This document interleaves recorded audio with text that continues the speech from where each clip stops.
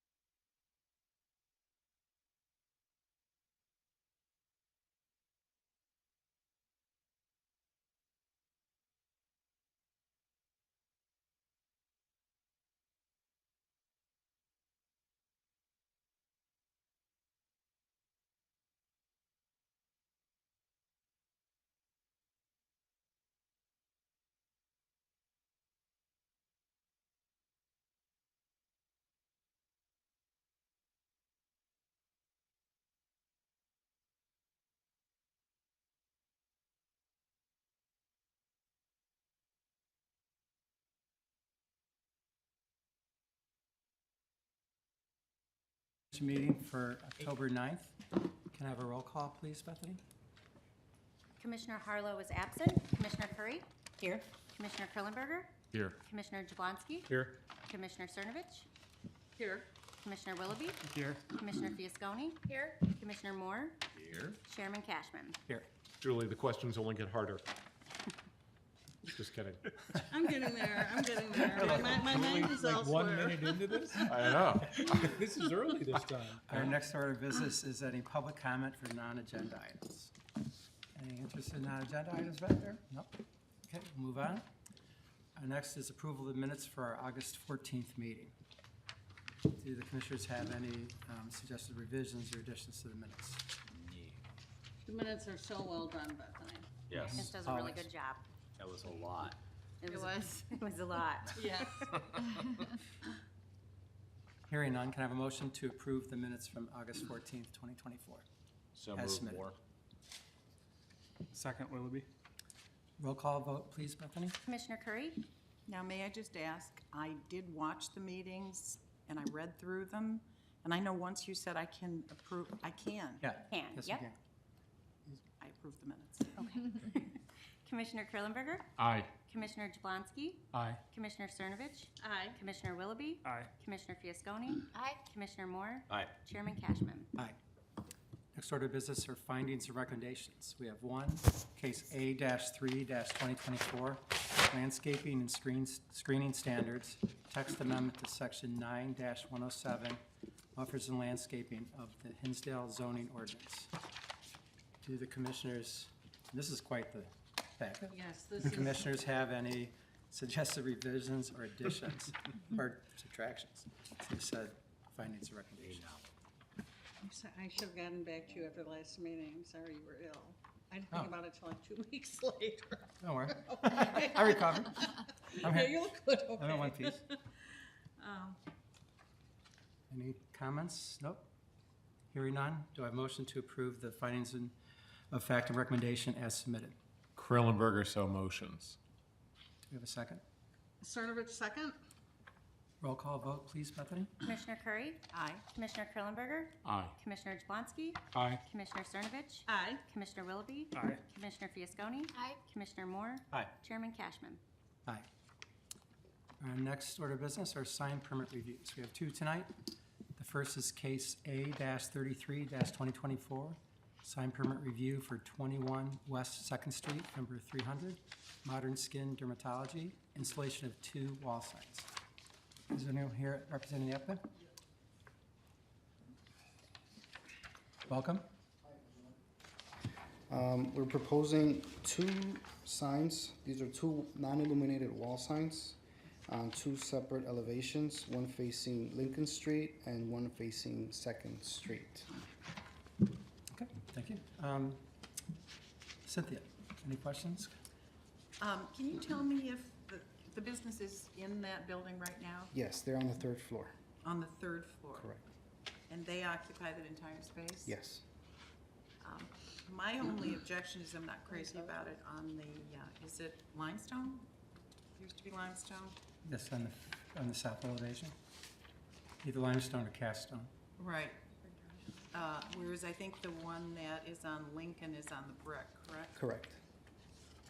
I mean, is there another option to that? Well, the reason for that being there is actually just that was determined by the landlord. That's where they're allowing us to put the sign. We proposed it on a different elevation. I thought it would be adequate for them to be in a similar elevation Exactly. against the brick, and they just didn't want us to put it there. They wanted it on the stone.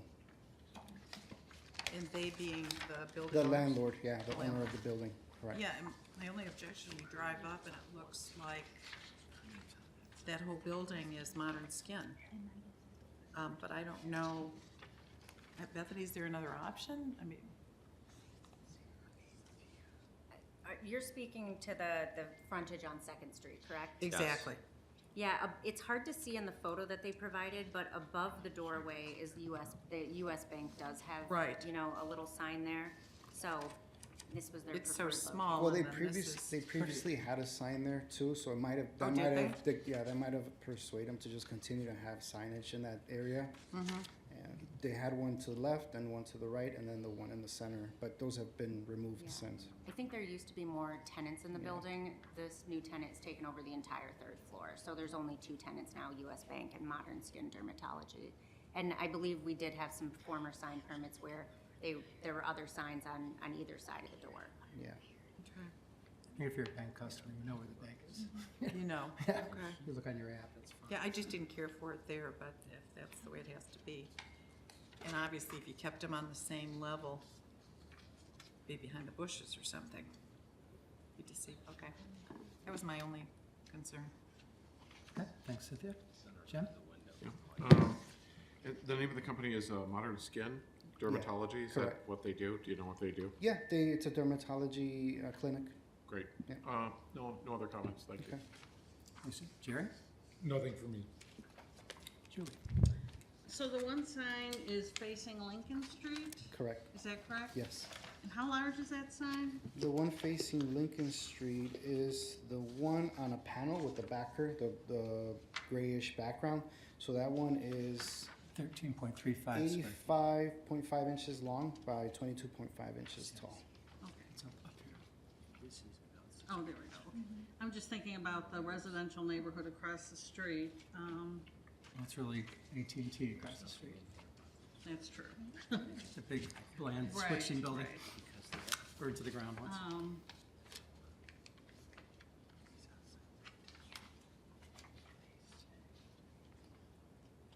So there'll be 2 signs. Correct.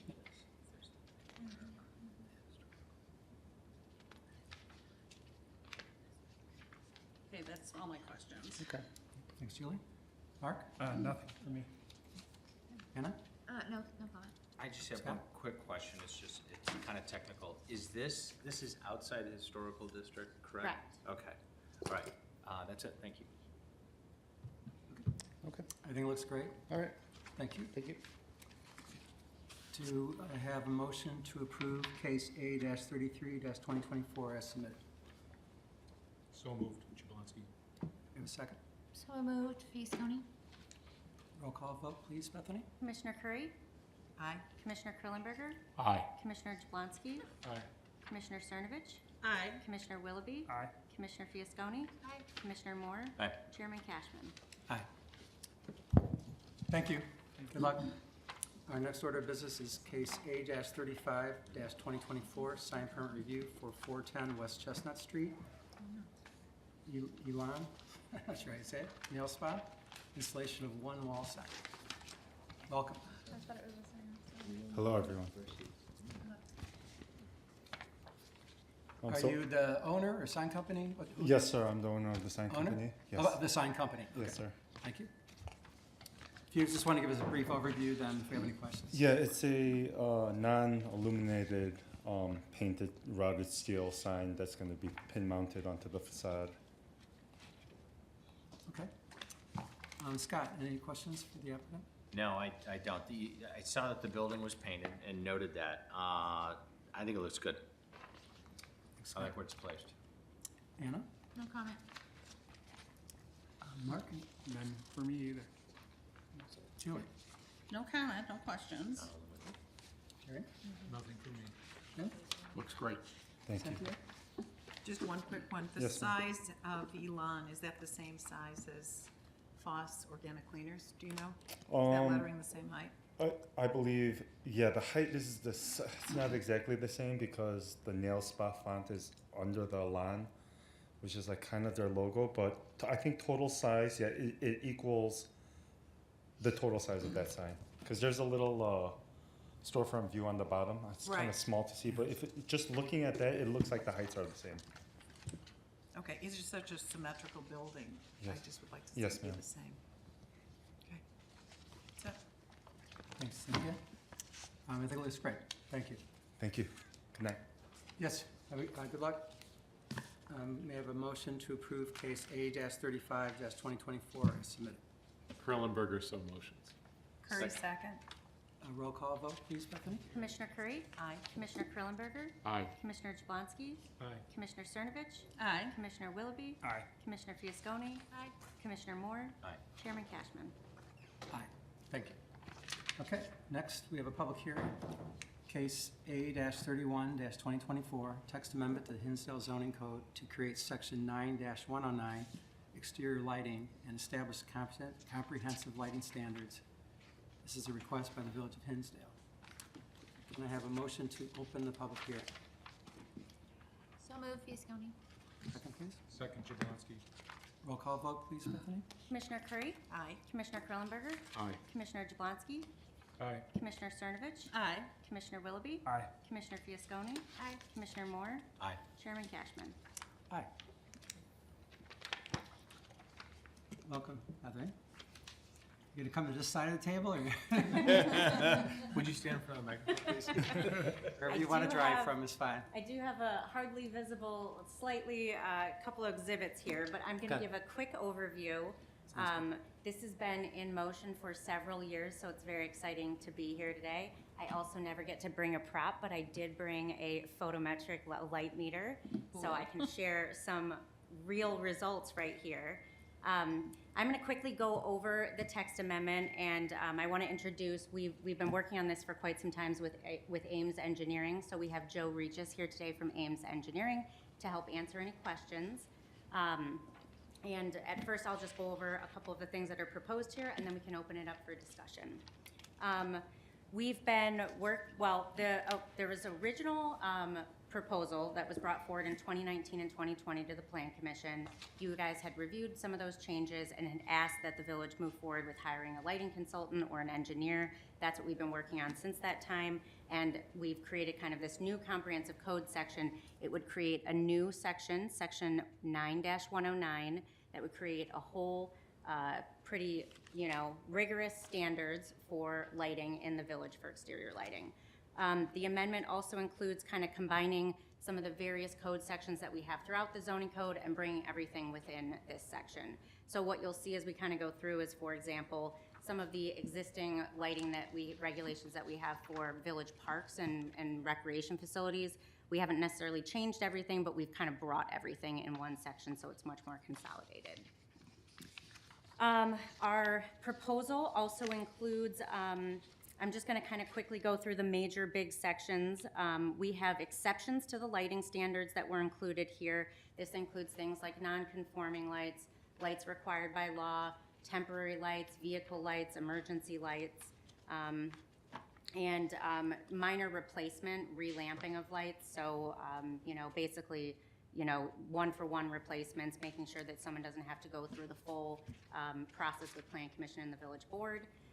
We've included some detailed lighting plan submittal requirements so that anytime someone's submitting a photometric plan, they know what they're doing. And we've created a new process where single-family residential homes would be exempt from submitting plans. There's certain requirements that everyone would have to meet in our general standards section.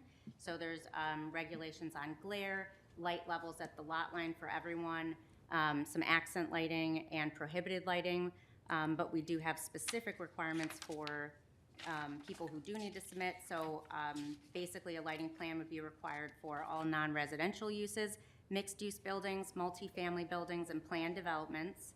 Single-family, two-family, and townhome dwellings would be exempt. What we've proposed here for our process is, like what we've done in general right now, we bring people for new development, new construction, that would come through. A lighting plan would come through our exterior appearance site plan process. And then we have created a new section very similar to our current major and minor adjustment process, where someone would submit for a building permit or an electrical permit. We would review it. Staff would send that to our Plan Commission chair and our zoning and public safety chair, and make sure that that can also be done administratively. There may be factors that would want the village manager, our chairs, or staff to bump it to a full exterior appearance site plan review, and that might be, things like there's adjacent single-family home, there's big topography changes between sites. We might be having, big changes in the types of lighting being proposed. There might be no screening between adjacent uses. So things that would make us want to have an additional level of scrutiny and bring it through the whole process. But we've also tried to make it where if someone's just putting the same light fixture for the same light fixture, we don't want to put them through 3 to 4 months of process. We do have plan requirements, pretty much specified on what people will need to give us for a photometric plan.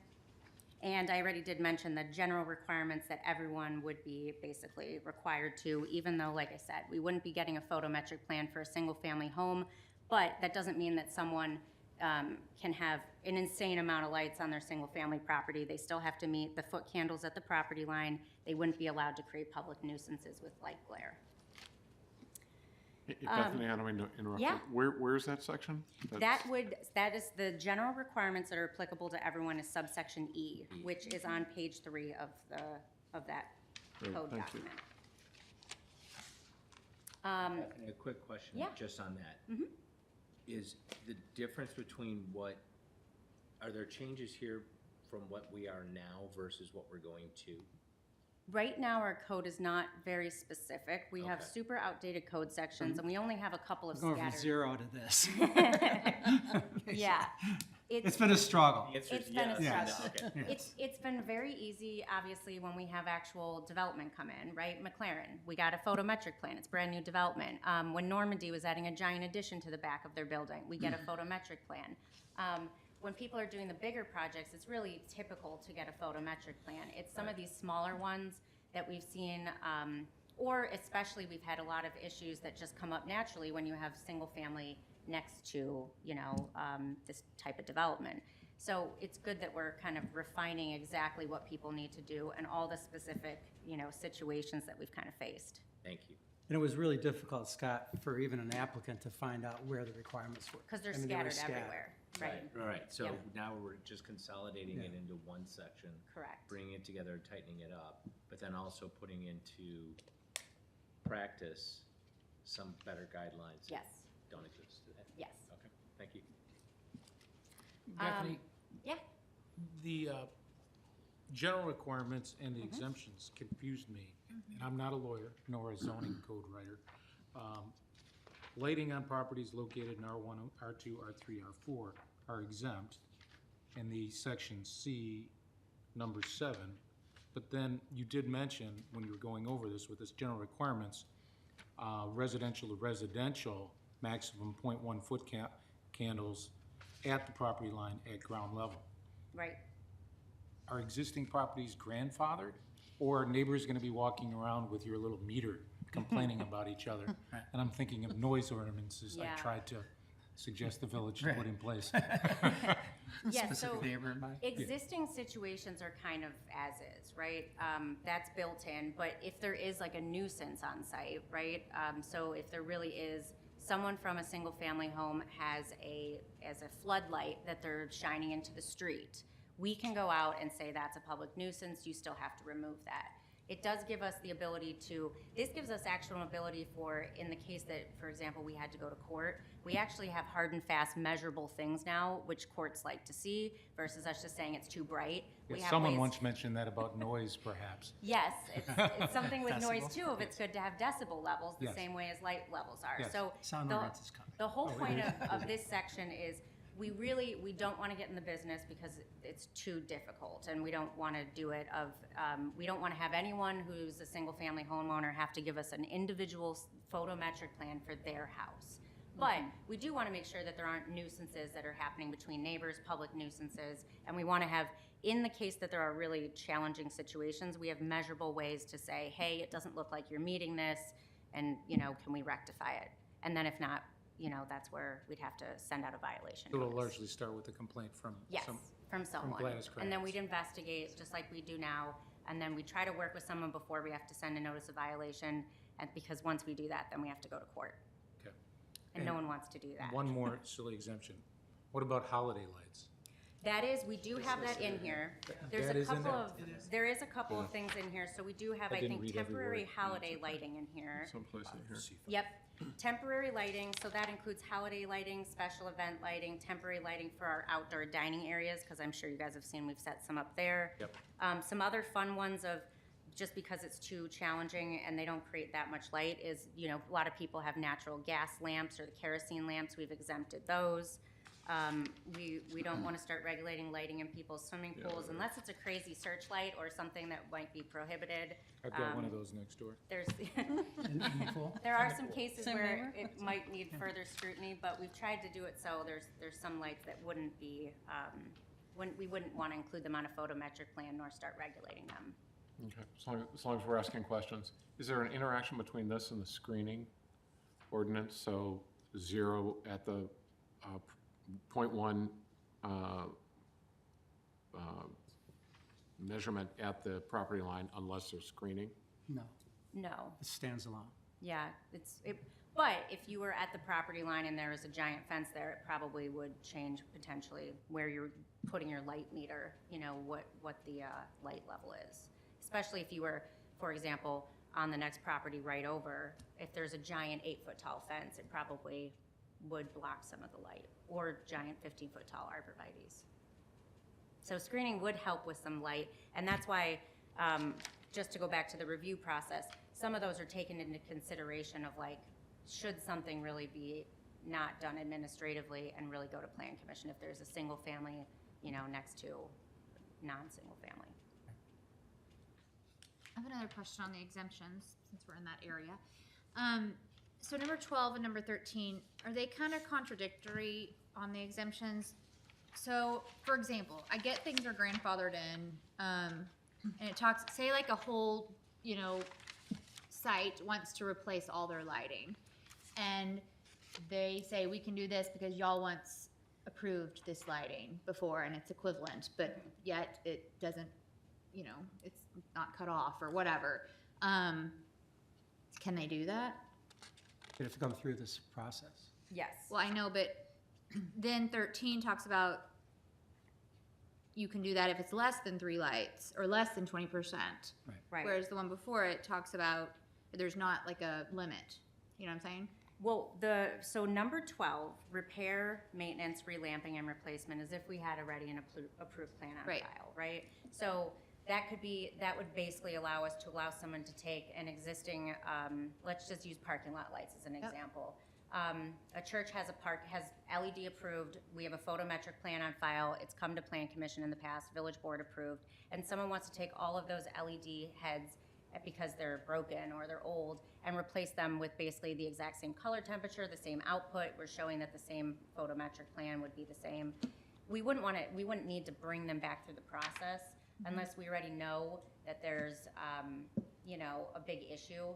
In a case like that, if it was next to residential, we would have them come in for a permit anyway, like a building or electrical permit. And so reality-wise, if it was next to residential, we'd probably ask the Plan Commission chair and our trustee.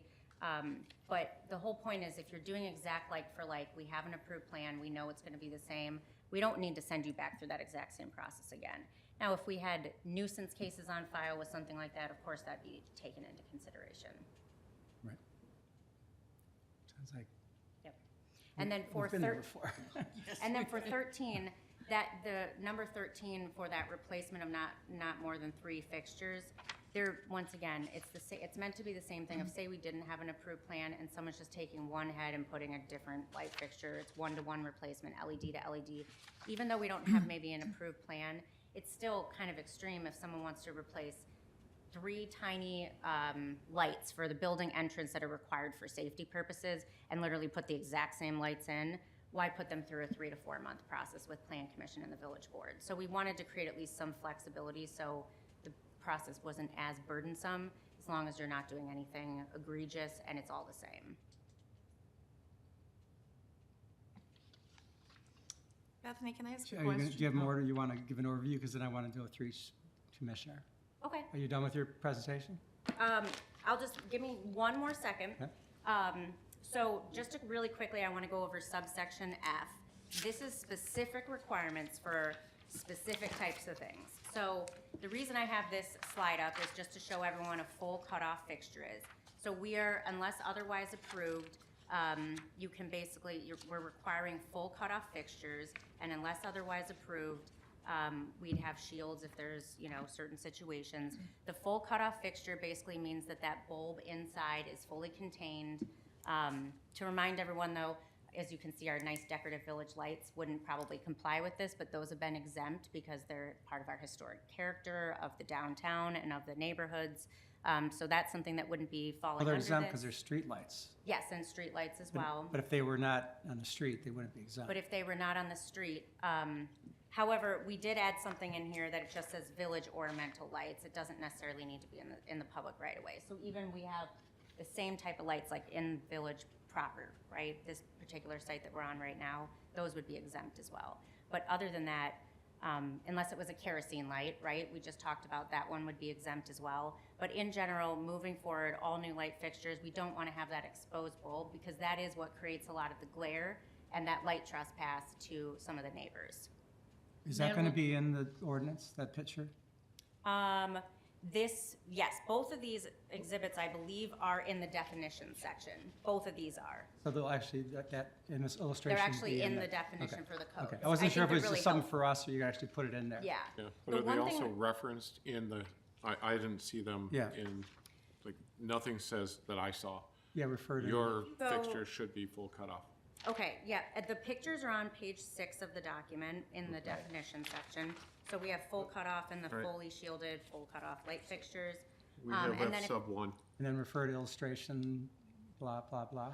So like Yep, that would be, we can easily put that I in. mean, that's what you should do. Yeah, Yeah. F1, F2 kind of thing? Yeah, because it needs to point you that in the right direction. And then it can be referenced. I think it's a great example to have it in there. It'll help. Now, the one thing we can add is, I included this just for reference. I do have an exhibit here of like non-cutoff fixtures, non-shielded fixtures. We can add that, of here's what you can't do, on the left-hand side. And you can kind of see these are the type of lights we're trying to get people to avoid, where you have that exposed bulb, it creates the glare. We can easily add something like this in there as well. I don't see the harm.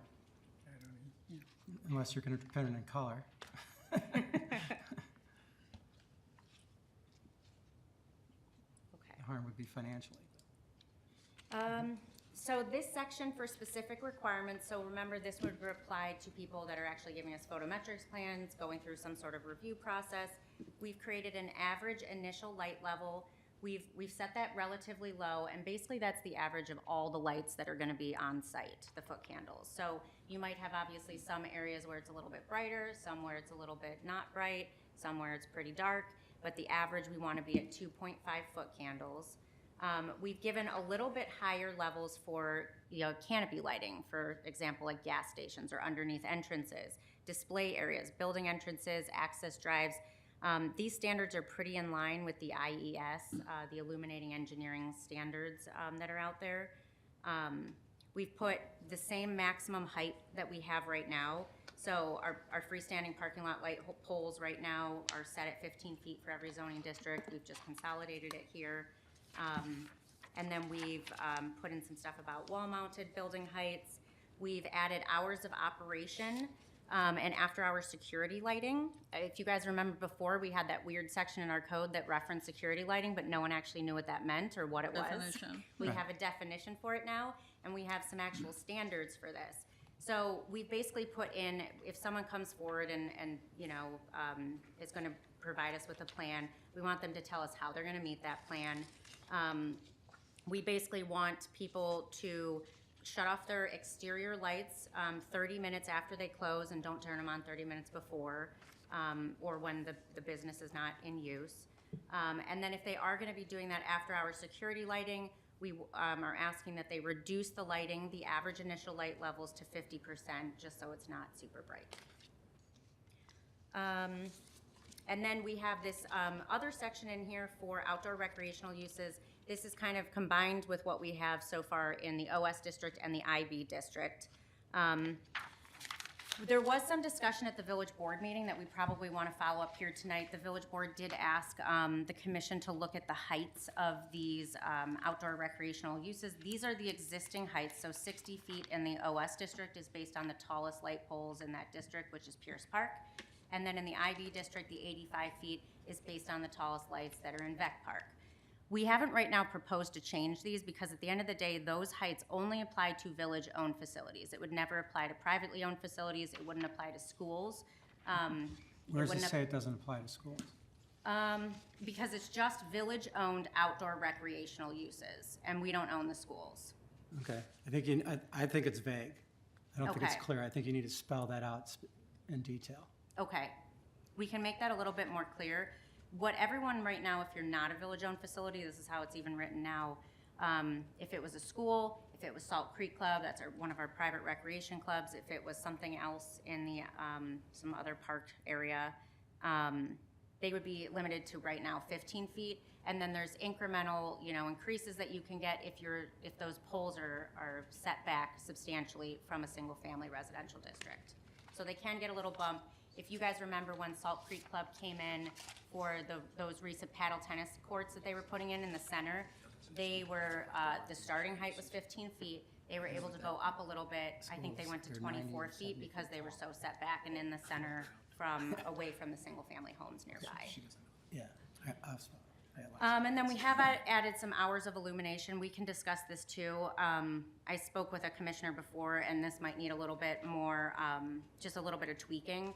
If you guys remember, this came up at a separate plan commission meeting where we had talked about the hours of operation at village parks versus privately owned facilities, so we can discuss that as well. Okay. Other than that, I'll let you guys have some questions, and then we can discuss further. Okay, Scott, why don't you take it away? Well, just staying on the village-owned thing and going to that. What was the concern about the 60 and the 85 feet? I think from what it sounds like, 65 and 85 feet, it does feel tall, right? Yeah. I will say I talked to a couple of different park consultants and some other consultants. I talked to actually the Musco, which is like one of the largest, I think they're the biggest sports lighting people that are in America right now. And Standard poles are, that's right, I think they need to be measured. Standard poles are 70 and 90. Yes. I would bet those are not 60 and 85. right, and with this section, and we can clarify the language a bit just to make it really clear, this is only for village facilities. But Yeah. I don't know if we want to limit ourselves more, because at the end of the day, what it's going to amount to, in my opinion, is that the village is going to have to put itself through a variation process. But at the end of the day, if we were installing new light poles, that's a village board purchasing decision already. We're not going to be doing something where the neighbors wouldn't be involved, that would. That's not That true. happened, I think, once The neighbors were before. not involved previously. I've heard that happen once before and it didn't go well. Vet Park, for example. Yeah. But if So they I- Pierce replace, Park, if they for replace example. less than 3, they don't have a problem, correct? That's Well, where- this is just for the pole heights, right? Yeah. So, if we were replacing the poles versus just the fixtures, it'd be different, correct? I'll comment later. The other thing I had was on the definitions, where it gets to Kelvin, and then I saw earlier it was 4,000 Kelvin was the recommended, The maximum. the maximum? Maximum. Maximum, thank you. I believe that that's the warmth and coolness of the light, Right. and that we're trying to stay away from ultra bright, ultra white, Yep, super, okay. yep.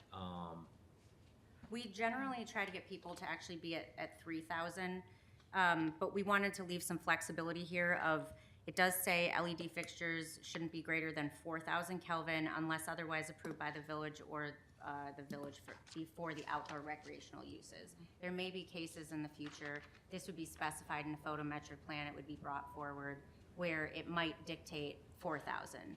For example, I'll bring up the paddle tennis again, 4,000 is a better playing, for visibility than 3,000. 3,000 is not really the standard, and actually they want you to go more towards 5,000, but you can find a middle ground. Okay. I don't have that much. It's hard to get your head wrapped around it the first time you see it. You know what I mean? It is quite a big document. Yeah, but I think it looks great, to be honest with you, I really do. I think it's great. Thanks, Scott. Anna?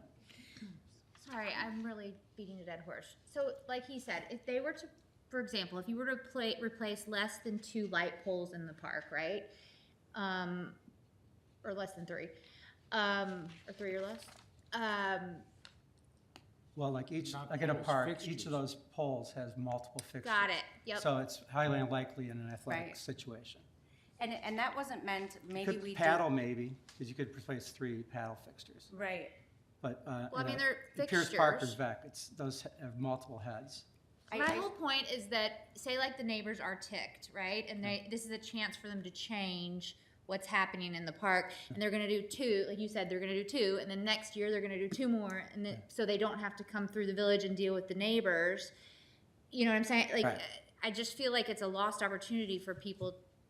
I just don't want it to. Is there I an just don't- arbitrage? Yeah, right. Thank you. Well, Like I what was would- brought up at the one meeting with, paddle courts at KLM, I believe, or was it Salt Creek?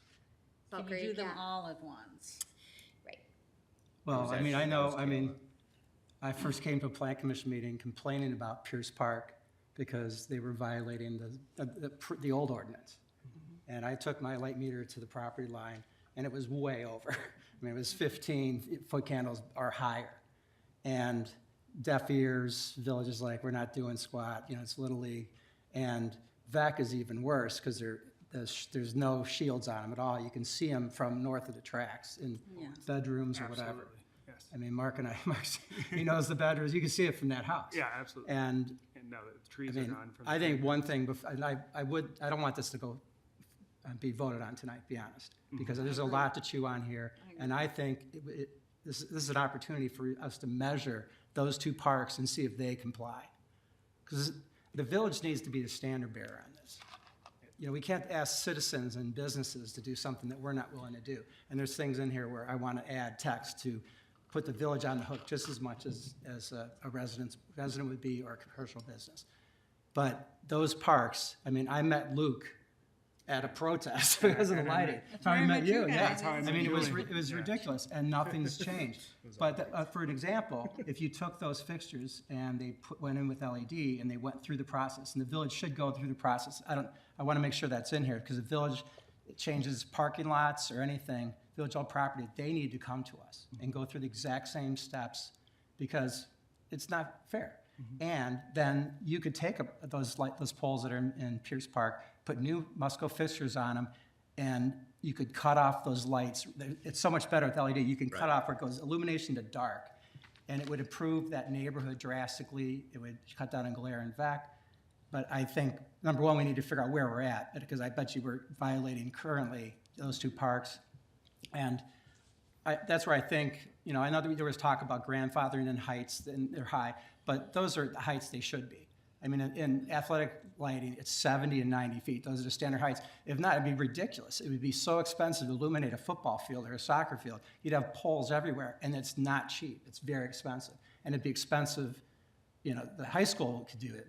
The village is gonna have to, you know, take that burden too. So I think changing out, I wanted to some point later here, if they change the heads of those fixtures, I think the height needs to be grandfathered in and doesn't change, but that the fixtures have to come through the process. Because it would be a great opportunity for the village to be a better neighbor. I mean, anyone who lives over there along the. Especially Vic Park. Oh, yeah. That's- Oh, yeah, VEC, I mean, it's, there's just no glare guards on those things, and they're directed in odd ways, and they shine across the tracks. You Yes, want a sir. date by which you want the lot line level at VEC or Pierce corrected? Not corrected, I just want to know what it Corrected. is. I mean, it would be good to know what it is. Right, but if it's at 15-foot candles, do you want a date by which the village has to have it I corrected? mean, I think it's sooner or later, for just energy consumption, they're gonna want to change them out. And they're better. I mean, those fixtures lose lumens over time. And all of our clients, I mean, high schools and stuff, they replace probably about every 5 to 10 years, where we replace the heads. Because now the LED might be better, but the advantage on the playing field to get better illumination for the athletes, and then for the neighbors, it's crazy how much better it is. It was a huge breakthrough for athletic lighting. I think they'll go back to, again, it's an existing if they are high, and I don't want to put it in this code or anything, I just want to know what it is, just off the record. It'd be helpful for us to understand that, because you can walk there and see it. I mean, those are our 2 biggest athletic uses that the village owns. But then that would be grandfathered in. When the village needs to replace those, then it's an opportunity for them to go through this process and to make it better and to save energy and have better lighting for the athletes. Now, is Vic Park Were those lights recently changed in the spring? I believe they switched them to LED recently. Oh, really? They did. I noticed when I was Is it any better? driving No. to Western Springs, I mean- I saw the trucks. I went for a walk the other night and it was daylight, basically on the north side of the tracks. Yeah, it's crazy. It's especially since they took the trees down for the train Oh, track right. improvements. I mean, it just casts light all over Pierce Park, actually. And there's probably no We should get shields some or, representation from the Little League. They're an important asset to the, Right. and they've got limited resources. And I want to make sure that we're good, that we Well, I mean, legislate good neighborliness. right, that's why I wouldn't want to go ahead, make them change anything. right. Yeah, But if but in I the mean- future, if they change something, I think it would be, because it would actually not be them, it would be the village that would be paying that cost. It would be the village? I don't think Little League's I don't wanna pay. responsible for those lights. Yeah, they are. At Pierce Park, Financially? Hinsdale Little League we have some agreements with them. I don't know for Vec Park. Well, that's actually a good question. I'd But be at Pierce curious how Park, that, they have made some improvements, like to the backstop. I Right. know they've made some improvements there, but I don't know what they're required to do. I think they mostly just want it to be better, so they. Jim's they- question would be good, if we could find out, say those lights need to be replaced, who's paying that? Is it the village? At Vec, it would most likely be the village. Yeah, but at Pierce Park Vec, would be. yeah. Oh, for Source. Pierce Park, I Yeah, can for look into Little League. that. Because I think that's, I mean, Right. there'd be a lot of kitchen relevant. kitchen revenue. Absolutely. Have You you don't have to noticed eat there $25? every night. The prices of a drink would go up. Well, I and think to what Anna- Fiascone's question too. Yeah. Is there a backdoor way of, and I'm a supporter of Hinsdale Little League, I'll be I don't That's think there should be. forthright. That's exactly what Anna and I have been discussing is there an arbitrage opportunity here? If you've got 10 lights and you go 3 this year and then 3 next year and then 3 the year after that, then you don't have to comply to what the new standards are potentially. Right. So I'm just saying, Well, under that is there? paragraph, you could exempt recreational facilities. Right, I'm just saying, let's just make sure that as we do Right. this, Yeah, we're I think thinking about the arbitrage opportunities for paragraph people in to C. not have to comply is written going forward, is specific. all I'm trying to say. I don't know what the solution is right now in Any drafting it, exterior but we've lighting gotta make sure owned that by that the doesn't village happen. manager Well, I guess one question would be, why consultation have that paragraph in there? To cause excessive light trespass? On the exceptions, The 1 to 3 Saying lights to in 20%, subsection why C at have the it? beginning.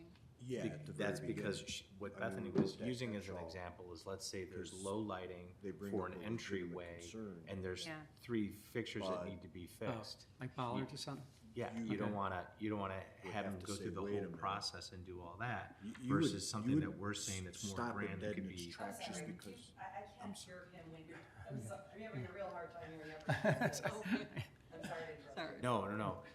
So what I'm saying is if it's, let's say, a commercial entity or something on Ogden or wherever that wants to do it piecemeal, but it's higher lighting that's gonna affect the neighborhood. So I'm thinking of the Yeah. exemptions, Bethany, and I think we need to kind of focus on that a little bit. Like, and- what was the rationale behind that one? Including it, why is it included? The exemptions, The three Yeah. fixtures, 20%. it was never meant to be like for anyone's benefit per se, or with a loophole in mind. It was more of just Right. meant of we've got, one guy who's got 1 light fixture or 2 light fixtures, and he just wants to replace 1 for 1. Yeah. And we don't wanna put him through a 4-month process. That was more of the intent of it, not to create a loophole or anything. No, I definitely understand. Yeah. The reasoning why you're doing it. I'm just saying, could somebody nefarious Right. create a loophole for themselves by doing it piecemeal? I mean, could you add something in there, there's spots where you refer to the Board of Trustees and the Community Development Commission, or Committee? There's some other oversight into that exemption, Yeah. to where they couldn't be abused. And we can also look at, I'm just throwing this out there, of retooling this language, look into maybe some other ways, but we can always still have it, that triple check. If it was taken out of the exemptions, or we look at rewording this, always having that triple check with the Plan Commission Chair reviews, this plan, and so does one of our trustees, the ZPS Chair. So there's kind of a built-in system. That way, or ju- they couldn't just point to it and say, we're doing it 3 fixtures. Yeah. Yeah, With no exactly. Or just grandstand. That's add my it concern. for routine Yeah. repair and replacement. And I don't know if that's enough to avoid the loophole, but Yeah. That's the intent, Yeah. right? The intent was never to have the loophole, but it's a really Exactly good, right. it's a really good point. I completely understand Yeah. why you're doing it, it makes sense. Yeah. But it just, I just don't want it to be, we come back 2 years from now and go, Right. uh-oh. Everybody's doing 3 fixtures. Yeah, it's not routine repair Right. and replacement, they are replacing everything. And we're coming after you, man. Mark? Anna, anything else? Mark? Yeah, just on the security lighting that we talked about, Bethany, where it says individual, or after-hour security lighting. It says individual light fixtures shall not emit more light for security lighting purposes. Now, I see we have the definition of security lighting, which is great, but that still seems vague of like what is for security. I don't know if in your world, Steve, that you know, I mean, it just feels like it wants a number. Right, oh, So, yeah, versus the 50%? Well, it has 50%, but then it's still subjective of like, for lighting purposes, or for security purposes, like what does that mean? Right. I can see somebody like Land Rover arguing, you know, it needs to be lit up like a Christmas tree, Right. for security purposes. So it just seems somewhat vague that it could lead you to, still a lot of Good point. lighting. Yeah. So that's just one comment. I I think that's a good one. we should tighten that up a little bit. And as we alluded to, you know, the height, that's how I got to know Julie, of course, is, from Pierce Park. I agree with everything, I think, Steve, that you said. One thing I do think, you know, the 60 feet and being able to get to the 60 feet based on, for new lights, based on the step up of the 1 foot per every 5 feet. Actually, I did some quick measurements. Every one of our parks, you could change the character of that park very easily by that, getting to 60-foot lights in Burnsfield. And, you know, like even By just moving them to the center? yeah, moving to the center. So I think there needs to be, I don't know what it is exactly, but it seems too easy to get there. And I understand, you know, Little League and everything, but, you know, the driver was Little League and some money from the bank or something. I forget, it was a big donation. It wasn't a village-driven process, Bethany, back in that day. So, just so you're aware. And so it was very much, you know, that's where we got to know the code really well, or you start to know the code. That's how we all met. Yeah, exactly. Yeah, And and here we are. and so I think it just it feels too easy to get to 60 feet in a lot of our parks, and something there needs to be some more like checks, Safeguards. safeguards on that. Yeah, I agree, that's, yeah. But basically, when you get to 9, nothing from F1 to F8 applies, Right. right? So that maximum height, you know, let's see, where is it that you get the additional height? It's What page was that? page 5, 5? on 3A and 3B. So On for page OS. 5. Yeah, So you, basically, if you, like, for example, the small field at Pierce, if you go from that house across from the community house. oh yeah, the Westfield, Yeah, yeah. just, I mean, I know there's 60-foot limit, but measuring off, you could, without the 60-foot limit, you get to 85 feet based on that measurement. Of that And that what was the step. rationale about having that in there versus, You know, I want to go back and look at the code because that, and Steve, you kind of mentioned this earlier of what, I'm just going to tie it back of, you said it maybe wasn't clear enough that those heights were specifically for village-owned outdoor recreational uses versus private. Those permitted height increases, I have to go back in the existing code. I believe that was just for non-village-owned private recreational facility type uses. It's just what the basic increase was in there. So I don't think that was necessarily meant for, to allow for an extra increase to the village-owned lights. I can go back and look, but I don't think that was the intent. So we can make that, when we clarify these two sections a little bit better, make sure that those permitted height increases was really only supposed to be for privately owned or schools. yeah. That's where you gotta make sure, somehow schools need to get in here, either need to be with the village. Yep. And allowed to have the, you know, 85 and 65, because, I mean, I don't know what they have at Central, but I'm betting they're 70 and 90-foot high lights. That would be normal. And if we did want to control them, then I think we'd have to ask them to review, just as we asked the Parks and Rec Commission to look at this. I think we'd want to ask the District 86 to look at this and provide comments. Because this is going to hit, next time they come with a new stadium or something, we're going to go through this. But just to be clear, if the school came in right now, let's just say the high school came in, this is the same regulations that would apply right now, except for the hours of illumination.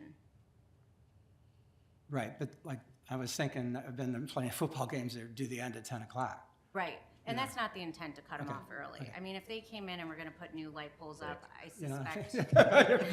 4th and 1. The ball's in the air. He scored! Did he? However, it does say unless otherwise approved, so the intent wasn't to Okay. just make everyone shut the lights off at 10 and have, you know, the high school on timers. But the heights right here are at least the exact same. Because for one thing what's we required found, right I now. think even when the middle school was here, lighting at schools is a whole different ballgame. It's really driven by a lot of safety things. And, you know, there's vandalism constantly at schools. I mean, a foot candle is not going to cut it for most of my school clients. I mean, they just, the buildings would be vandalized. Cars, I mean, people are stealing mufflers or the cattle converters off of buses, vandalizing stuff all the time. So they illuminate the perimeter, you know, pretty well, probably like an auto dealership would, because it's just constant. I don't know why, kids just feel like you go to school property, you can get away with things, you know, but they do. They just vandalize and they climb up on roofs. I mean, they do just crazy stuff. And that's different from 181, when we've got all the schools in the middle of neighborhoods. Right, and but remember, lighting was tricky. They have all those entrances, signage was Yes. different, there's Yes. the parking garage. So I want to figure out how either we exempt the schools or we bring them in here, but ask for their comments. Because I'd like this to be something that when we apply it, that the people are applying it to are acceptable to the standards. You know, because these schools aren't going anywhere. We have elementary schools. I bet there's a lot of wall packs in this town that are typically not allowed, wall-mounted fixtures that are just glare problems with no cutoff shields. And if it's an existing fixture, I mean, A lot of the wall ones are problems. the More village, than the village poles. maintenance buildings have wall-mounted or soffit-mounted floodlights with no shields. You know, and that's a village building.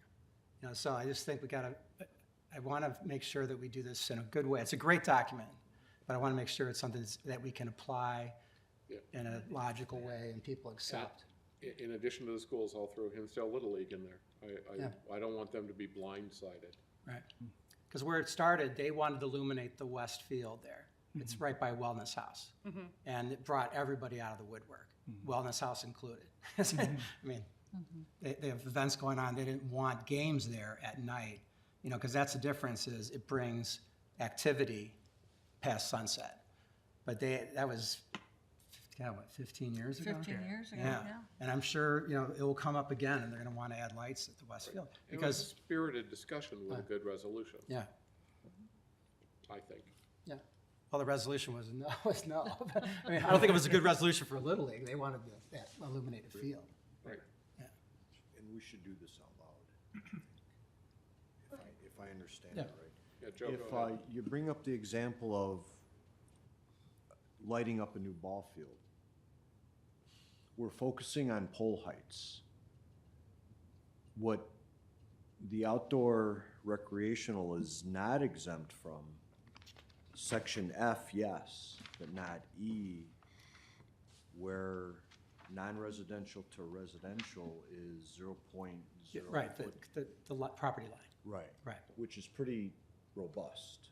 That's where it's amazing with those tall fixtures with the right lights. Right. You can do good things. Is that technologically and economically feasible? Are these like $1 million installations? I mean, I could, before our next meeting, I'll find out, we just redid New Trier. I mean, it's not cheap, but No. it's hundreds Trier. of thousands of dollars, up to $1 million maybe. I mean, it's not cheap because every one of those poles has a bunch of fixtures. It's high voltage electrical work. I mean, it's not cheap. Yeah. You got to get the guys up there. I mean, Can we fix it with our Reviti? with our what? Very, Arborvitae. very Tall tall arborvitae. arborvitae. Very No, that was a tall. really good point, Yeah. Joe. I mean, that's That was the definitely the last case. two meetings. And something new, it was gonna come to us and we'll go through the process. But those heights, I mean, they are tall, but they're It's for a reason. But no, I mean, to tie this all together, but it has to be workable. I mean, it has to be, we have to facilitate the things that are important to the village. Right. With respect to the neighbors. And that's why this is an important document. Right. And it's similar to a floor area ratio in a way, where if the land use that they're trying to light is on too small of a piece of property, Right. it's perhaps you do not put that land use on that piece of property, or you have another Pierce Park, another VEC, or something along You know, those like Brook Park lines. is over in southeast Hinsdale, you know, what if they want to put lights on that? Right. Yeah, I guess that's my main point of the safeguards I'm talking about, is I don't want it to be too easy to be able to have lights that kind of change the character Right. of the area. Right. So, yeah, I agree with you, Joe, it's Especially a the land use neighborhoods. thing, but at the same time, like, you don't want, you know, these elements to be too simple to say, okay, all of a sudden, well, it says we can do 60 feet, we're gonna do 60 feet, and that changes character of Right. those areas. We want to be tough, and it's probably the single most important thing for the village to regulate is the lot line max. As far as pole heights go, it's second on the list. It's really not the key consideration, in my opinion. So Hinsdale Central comes in, or somebody goes out to Pierce Park and VEC and they're at 10-foot candles. If during a football game at Central, it's 5. If it's adjacent to residential, currently, they would end up at 0, which there may be a case that it is gonna be very tough and very expensive, but they're also allowed to apply for a variance as well. I mean, if they've made the best attempt to hit 0.0 so you don't have your next Pierce or VAC or whatever, then this ordinance allows the flexibility for that variance to be granted. 0.0 is tough. It is, I mean, 0.1, dark, we reviewed a lot of the existing photometric plans that had come in with some tweaks, not for VAC or Pierce, but for some of the other developments with a few small tweaks. They were at less than 0.1 in general at the property line. A lot of them were 0.0 as submitted. You might have a 0.1, 0.2, move the light, change the pole height, you get down to 0.0. Isn't 0.5 very common at property lines? Against residential? Yeah. No, way too bright. Oh, against residential, but what about at your own property line, a 1/2-foot candle? If it wasn't adjacent to residential? From your own lights? Yeah. I wouldn't, I guess I'd prefer not to have my neighbor at 1/2-foot candle. Okay. There, in my experience, there have been some people that complain. Yeah. My wife would. Residential to residential is 0.5. Okay, that's And good to know. we don't, they're not required to submit, a new house isn't required to submit a photometric plan.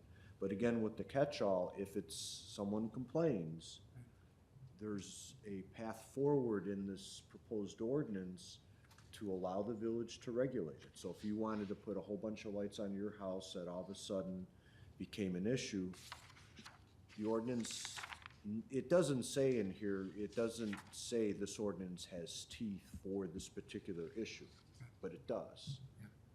And the village could come after you, residential to residential. And Joe, the catch-all you're talking about is section E, 4F, any light fixture that the village deems to be a hazard or nuisance. That's where we come back to. We just think it's not that great. I'm looking at 109C in the exceptions, that any What page is exterior that? lighting Yeah, found by the village manager in consultation with the chair of the plan commission and the chair of the zoning and public safety committee to cause excessive light trespass or excessive glare may be required to meet the requirements of this section 109. Any exterior lighting found by the village manager. If that's stripped out into a separate, Oh, okay. into a separate standalone paragraph, we wanted to have something with teeth for anything that's gonna pop But up. that's, yeah. And this, I believe, gives the village the path forward, Yes. Does number and seven, that was its intent. No, understood, and that's kind of the opposite of what I try to shoot for, which is, and maybe it's the same, doing the same thing, which is to provide the applicant, rather than the village, the flexibility to say, hey, I'm doing this thing because of, I come back to shielding, because my light at 0.5 foot candles goes to a fence, which is not gonna bother anybody. And I think this kind of goes the opposite direction. It allows the village to say, hey, you're a nuisance. I don't care what the rest of this section says. You're not in compliance. Am I misinterpreting that? I think that's part of the intent, and that's because of what we've been seeing is when we get, in the real world, when we get complaint cases, whether it's from residential or commercial or whatever it's from, our current code requirements don't give us an ability to have a measurable way of, if we were dealing with an actual nuisance case, to bring something forward to court to help someone get it rectified, or even have good language to even go to whoever's creating the nuisance and say, look, you're not meeting the code, because we want to work with people before we ever take them to court or give them a notice of violation. But our language right now is so vague, it's so unclear, it only applies in certain situations. And so the point of putting something like this language is in here is, in the case, just like what we dealt with, for short-term rentals, in the case that we do have a really bad nuisance case, or something truly is that weird outlying case, we just want to have the ability to be able to rectify the situation. Otherwise, there's no, point to having regulations that we can't do anything with.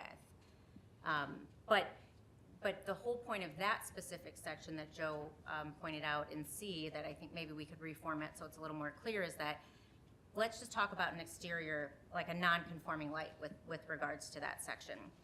Say we've exempt out non-conforming lights, right? Someone's had that light for a couple of years. No one's made a complaint because the house next door has been vacant and no one lived there. There's someone finally moves in. There's a direct crazy light next to coming from this commercial property. Well, it's been there for years. It's non-conforming. There's nothing we can do about it. That's why we have a section like this in there to say, in the worst case scenario, that light is a hazard. It's creating traffic jams. It's creating all sorts of issues, right? It's technically non-conforming, but we still want some language to help someone rectify a really bad situation. Yeah. under that. It's not meant to be like punitive. It's just meant to, for those weird, awful cases, have something to go off of. Under those various scenarios that we talked about, how does, under that same section, number 7, then fit into it for the exception for R1 through R4? Yeah, so same thing of, we would never really get a photometric plan for any of the single-family homes or certain homes in those districts, but if we had a really crazy nuisance situation, we want some way to deal with it, right? So the intent is, not hopefully that every neighbor is gonna start calling on their other neighbor. I hope not either, but, once again, we try to work with people. Every now and then we do get, the call of, my neighbor has the floodlight coming off of their garage, it's going right into my window. And once again, we try to work with people on these things. But in the case that something comes up, we want to be able to do it. The other thing that the courts, just to point out, they really, it gets into almost a civil matter about these private nuisances between properties. You really need to be dealing with a public nuisance. So there's a difference between my neighbor's light is shining into my property versus this light is shining into the street and potentially creating a public hazard versus a private hazard. So there's limitations as well on what the village can do in certain cases. So keep that in mind as we're moving forward too. That's all I have, Steve. Okay, thank you. Julie? Back to Rec Park. Have you noticed a difference between Rec Park and Spring Rock Park in the lighting? I don't know that I've paid attention. Spring Rock, I'm not usually going by there that late, so. Something I'll have to do. I'm just wondering if their lighting's different. We'll take a look at that. I have no idea. Okay, let's see. I did talk to Bethany today, and she answered a lot of my questions. The first thing I wanted to bring up was, let's see, C10 about lighting for government flags, and we had a bit of a discussion about the flags at HMS. And I like this, that they did, the flagpole beacon light, how it sits on top of the flag. Because I think, aren't there other options of like a spotlight, which we don't want? Most common surround monitor, yeah. So perhaps this could go into the code, or I can give this to Bethany. I just came across this today. I don't know that you'd want to limit people. I don't think that illuminates the flag that well, to be honest. Okay. I mean, it's good, there's not much illumination, but I don't think it illuminates the flag. Well, I know, I think HMS was supposed to remove the lighting on top of the flagpole, and they were gonna have somebody take the flag down manually every day. Yeah, whatever happened Well, with that. it's Doesn't still happen. with this, it's still being Bang, bang, illuminated bang. by this, yes. But then there's a banging. I don't know how the I banging think the is. banging has stopped. So, that's good. It has stopped? My minor occasional observation. Okay. Maybe we should have a different regulation for flagpoles. See how that is over at the middle school. And then D3F, I talked to Bethany about that one. D3F. F6, which had to do with building entrances and access drives. 10-foot candle seems too bright. What is considered a building entrance? I mean, a lot of the public buildings have more than one entrance. Is that just going to light up the whole building? If there's like 5 different entrances and they can be, Joe, would you comment on that, 10-foot candles? 10-foot candles? 10 is, it's dependent upon the surface, whether it's the way IESNA does it, HMA, or asphalt, or PCC, or concrete. 10 is the max for, and it seems counterintuitive, PCC. In my head, it always seems like you should have more foot candles on the HMA because it's dark, but that's how it's written. So we use 10 also to give a little bit of flexibility. So 10 seems like it would be below what a typical gas station has. And that's a canopy. Well, that's canopy, Do we have a separate thing for canopies? correct, Oh, It's where's- 15. And that was 15-foot proposed candles? at Okay. 15. right. So for the building Which I entry, will suspect a lot of gas stations will want it brighter than that, just in general. At least I've seen that in the past. this one is further regulated by the average of 2.5 and the lot line. Be a bit robust security for a building entrance. I see what you're saying. What is the entrance? Is it Well, I just know- where the door's at? Some buildings, I'm thinking there's like 6 doors. Well, all required exits have to be illuminated by code Right. Okay. for safety. But do they go beyond the door frame? What if They there's usually are side cut-off lights? fixtures and basically illuminate 5 feet out or so. Right. And then also for access drives, definition private public roadway to a parking facility. Generally, you're trying to light those up either so that someone driving on the private or public roadway can see a person stopped if they're driving out onto the public or private roadway. also as a security issue, they want the access drives lit up. It just seems like an awful lot of lighting to me that I don't see around Hinsdale now. Okay. And that's my concern, that it's just gonna add more. Can Bethany investigate with her? Sure. I've been driving around, I've been driving around at night, like looking at good lighting and I'll go to looking at VEC, I'll bad go to lighting. Pierce, and we'll do a couple of building But entrances and 10-foot access candles drives. is not a lot of illumination. What's our illumination right here at desk level? So right now, when I looked at it earlier, we are about 45 to 50 Right. foot candles. So it's 10. much brighter in here than it would be on an access drive on a Okay. dark night. And you don't want to make it too dark because A the quarter whole of this purpose light is to level see. or less. Okay. Yeah, but I can go to a couple of different access drives throughout the village and building entrances and just take a couple of It'd readings. be interesting to check our existing gas stations, 'cause Those I think are going to be brighter than, I'd like to know, like, say they were at, they're at 20, then why are we setting those at 15? Because they're gonna tear down canopies and replace at some point, and we're gonna have this battle. We've had them, and to be honest, I mean, the illumination level, we had someone carjacked at the mobile. I don't think we wanna turn those lights down. Yes, that's a safety concern. Yeah. It's, I go to brightly lit gas stations. Right. And I'd just be curious, because then if we know it's 20, and, because we have 3 gas stations? Well, we have, let's see, 1, 2, 3. Yeah, it'd just be interesting what we have there, to be safe. Because it seems brighter than 15. We should go out right now. yeah. And we should take a field trip. Field trip. Yeah, field trip. Field Yeah. trip, field trip. No, no field trip. Go on. No, Aquifer doesn't want a field trip.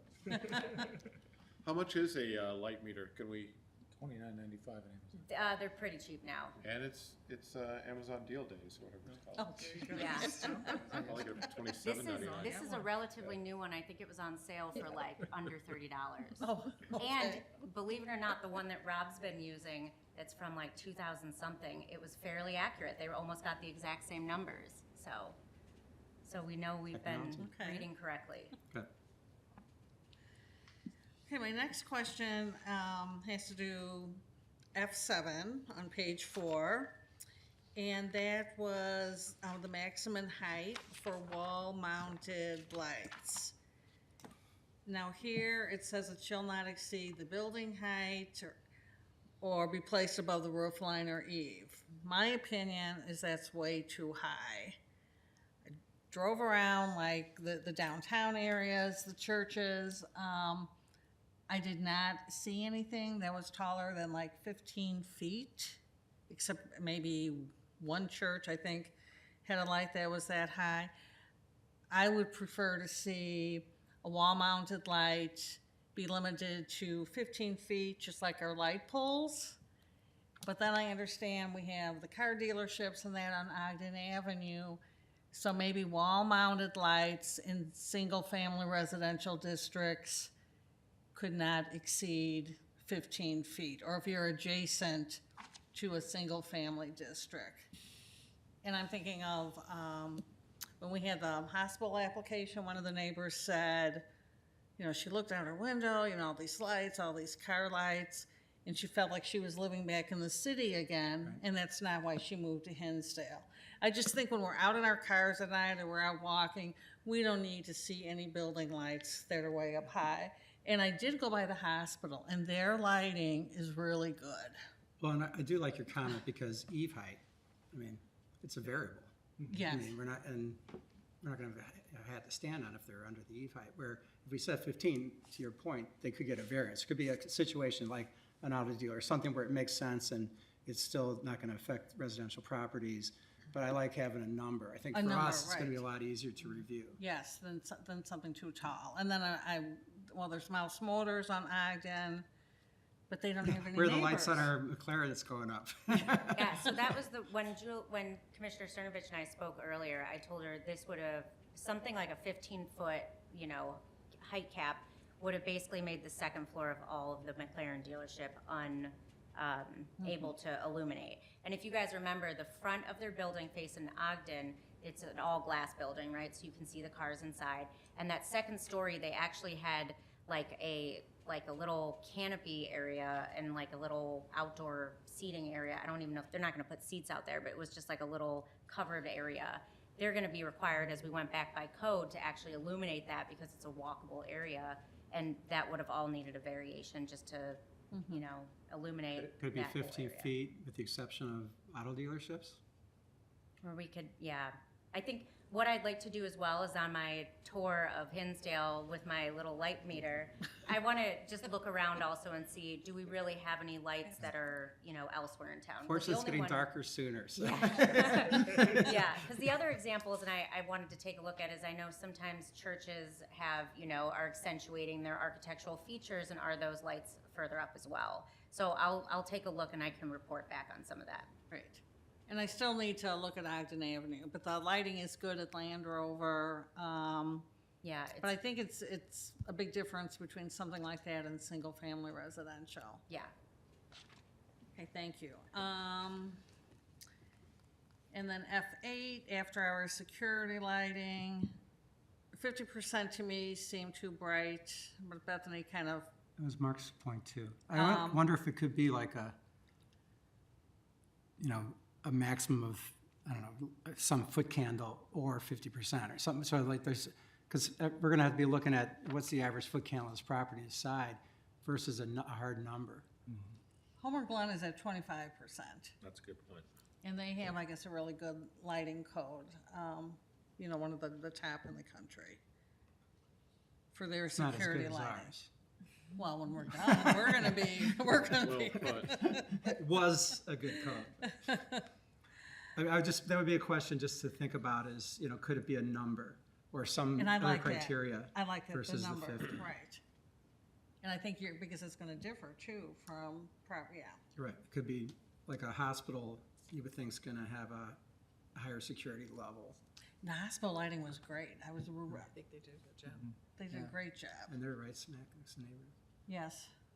We set this high to give it some flexibility, because there are some specialty security lighting applications, say at a property line, that are quite high.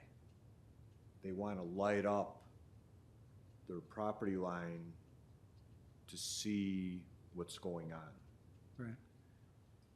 But let that be the variance then. Let that be the Right, and variance, or that maybe we they could should lower it, have but picked a it- different because- location. Right, it would force that into a variance, which one of the themes of this was, what exactly do we want to regulate? So if we bring this down to 25%, say, or a number that's low, it may mean certain applicants will be forced to get a variance, and it may be outside of their control. Or could it be a There's- number and then somehow put some language in But not to about, exceed.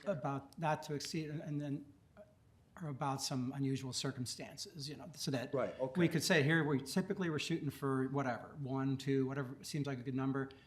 And then some language to allow us as a plan commission to not have to then get a variance, but we say, no, this is an unusual situation, we understand. Because I'm thinking like, Institute of Basic Life Principles, say it becomes an assisted living and everything. There's Yes, I Older was thinking people with that, bad yeah. eyesight, a foot candle wouldn't have worked for my mom when she's 85. She'd be like tripping over everything. I mean, she'd need more than a foot candle. You know, so there'd be unusual situations that we could then react to. Yeah. And that's why raise I it. thought like, you know, putting the 15 feet maybe for anything adjacent to single family, where it's not a big business or an auto dealership or. But it's interesting, like Joe said something earlier. It is Joe, isn't it? Yes. We just went through this thing with Northfield. We had existing parking lot lighting, a bunch of them at New Trier's Northfield campus. And we were replaced, and they were old, and they had to replace all the wiring and everything because of salt. So their maximum is 15. Well, to go from 18 to 15 was a tune of $400,000. And the grounds guys were like, we do not need more concrete bases in these parking lots, because they're plowing at 3 in the morning, and it's security lighting levels. They can't see anything, and they keep crashing into their own light poles, you know, in the snow. So the village ultimately said, you know, that the hardship was, but they didn't have any language in there that would have helped us out with that 18-foot. They made it easy. We just, they had an architectural commission that just let us go, and they said, we'll work with the ZBA. But it was gonna be another, I think it was $400,000 to run all the conduit back to the building, concrete bases, figure it out, just to get down 3 feet. Wow. And what was, we just did 2 layouts, showed them, and then gave it to a contractor, got a number, and they were fine with it. So, and when you look at it, we still met all the foot candles. We were at 0 at all the property lines. We were low level. They didn't want it bright, but they didn't want to spend the $400,000. So- Okay, The 15 is interesting when we get to like paddle courts. right. I definitely want to talk about. Well, and I was just taking 15 because I was thinking, I think most of the light poles in the village have to be 15 feet except Yeah. recreational. So that's,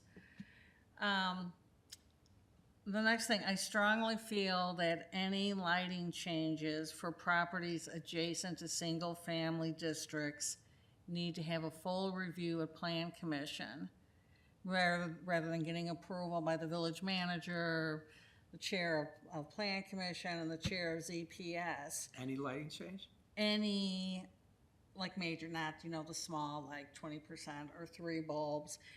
Because look what's been in front of Plan Commission recently. We've had Land Rover. We've had Salt Creek Paddle and Tennis. And Land Rover, by the way, they had to move a pole because it was too close to the they had to redo a lot of things. That was a full application. They were always coming to us. Yes, Salt Creek Paddle and Tennis. They were always coming to us. Hinsdale Middle School. Always coming to us. Union Church, KLM Paddle, Union Church, they had to come to us. Hinsdale Hospital. So that there's, and in all these meetings, there's been a lot of input from the neighbors. Right. Where like I would think maybe if just 3 people are making the decision, may not know. I mean, the neighbor who lives there, they know what they can see from the windows.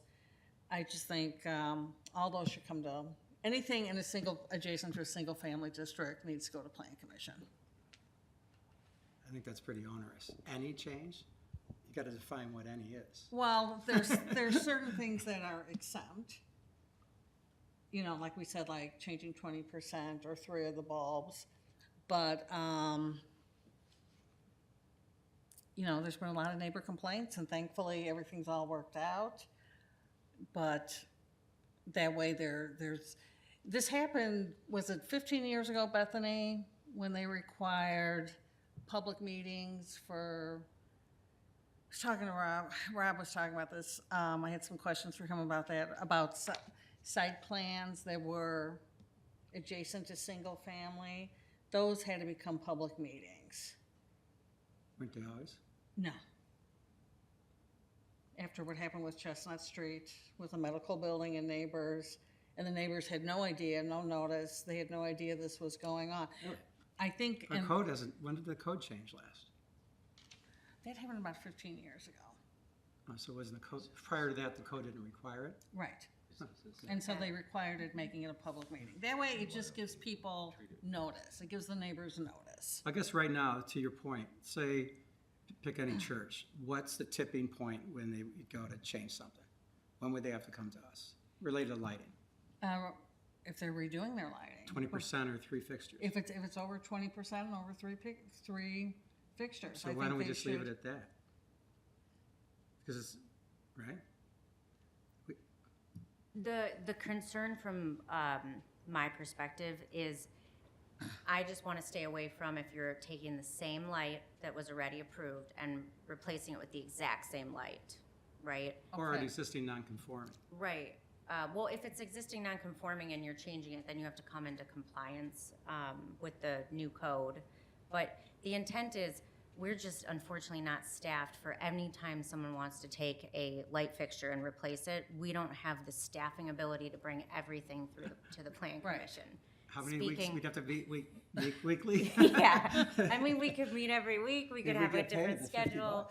$50. But that's at least coming from my concern of, I just don't think we have the staffing ability to bring any time that everyone wants to change one light fixture. So it wasn't, the intent, like I said, wasn't to create loopholes, it's just that we don't have the staffing capability to bring all these projects, or this would create a substantial amount of projects. If every single light fixture that was changed next to residential all of a sudden had to come here, there would be no ability to do that with our current staffing. Okay, I mean, that was, related to the Airbnb thing. I listened to the board meeting, they eliminated one thing we're talking about, that registry, because that was gonna be they couldn't staff that. Yeah. So, I mean, they're not gonna staff, I think leaving it with the way it's set, there's a bar there, but it's not like there's something above zero. well, I think we need to consider too, before wall-mounted light fixtures were not included for measuring, when it came to measuring the light, the foot candles, right?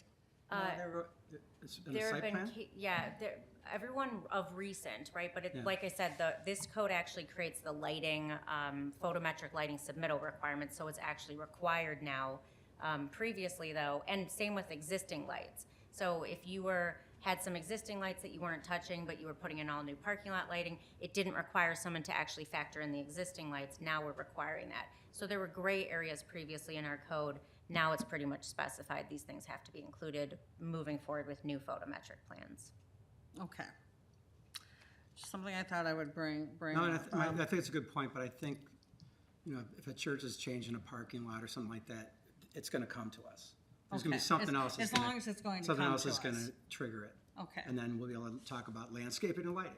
Right, With right. better I cost. just don't want, it's better to get ahead, Yeah. get ahead of any complaints Yeah. than try to do it after it's already been done.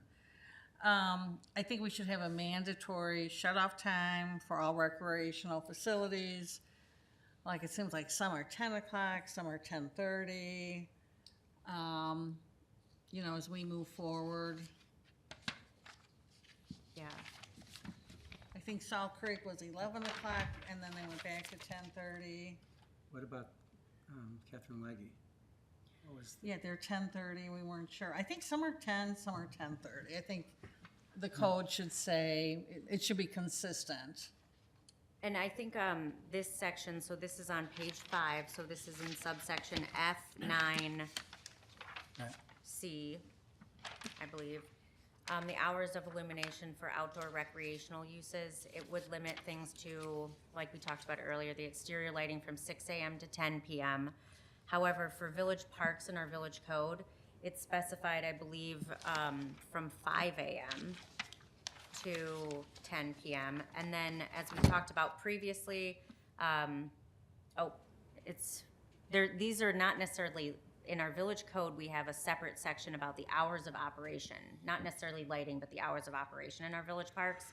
And then if you guys remember, HPTA at KLM has separate agreements with the village board that allows for their hours of operation for the clubhouse and then specifically for their paddle tennis court lighting to shut off at 10:30.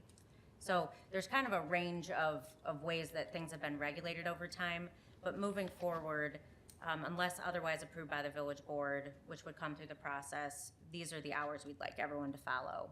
Okay. But once again, it's not meant to have, there's a football, game happening. We're not Yeah, gonna we have don't them shut wanna- the lights right. off. That wasn't the intent either. While you're on that sentence, at the end, it says by Board of Trustees. Previously, it would always say Board of Trustees or the Community Development Committee. Shouldn't they be both listed there? 'Cause Board of Trustees, you're talking about a full board versus a subcommittee of 4. For the hours of illumination Yeah. still? You Okay. know how, if you look at the previous pages where you list both of them, this one just seemed interesting that you only listed the Board of Trustees. And then Okay. even down below this, the next sentence, or see how it. Yep, Board of they Trustees, conflict, yep. I think just to be consistent. I think it gives you more flexibility. But should it be 10:30 if everyone's doing 10:30? Yeah, 10th, yeah, maybe 10:30. I mean, maybe it should be 10. Paddle's the use it's gotta be. Yeah. Well, I should repeat this. So in Title Yeah, but 7, those Chapter rules and 3, stuff, yeah. for public parks, it says the hours of operation are from 5 a.m. to 10 p.m. So we could even change it to 5 a.m. just to be consistent with all village parks, except for the exception at KLM at 10:30. And this doesn't Why don't we even make follow. this 10:30 though?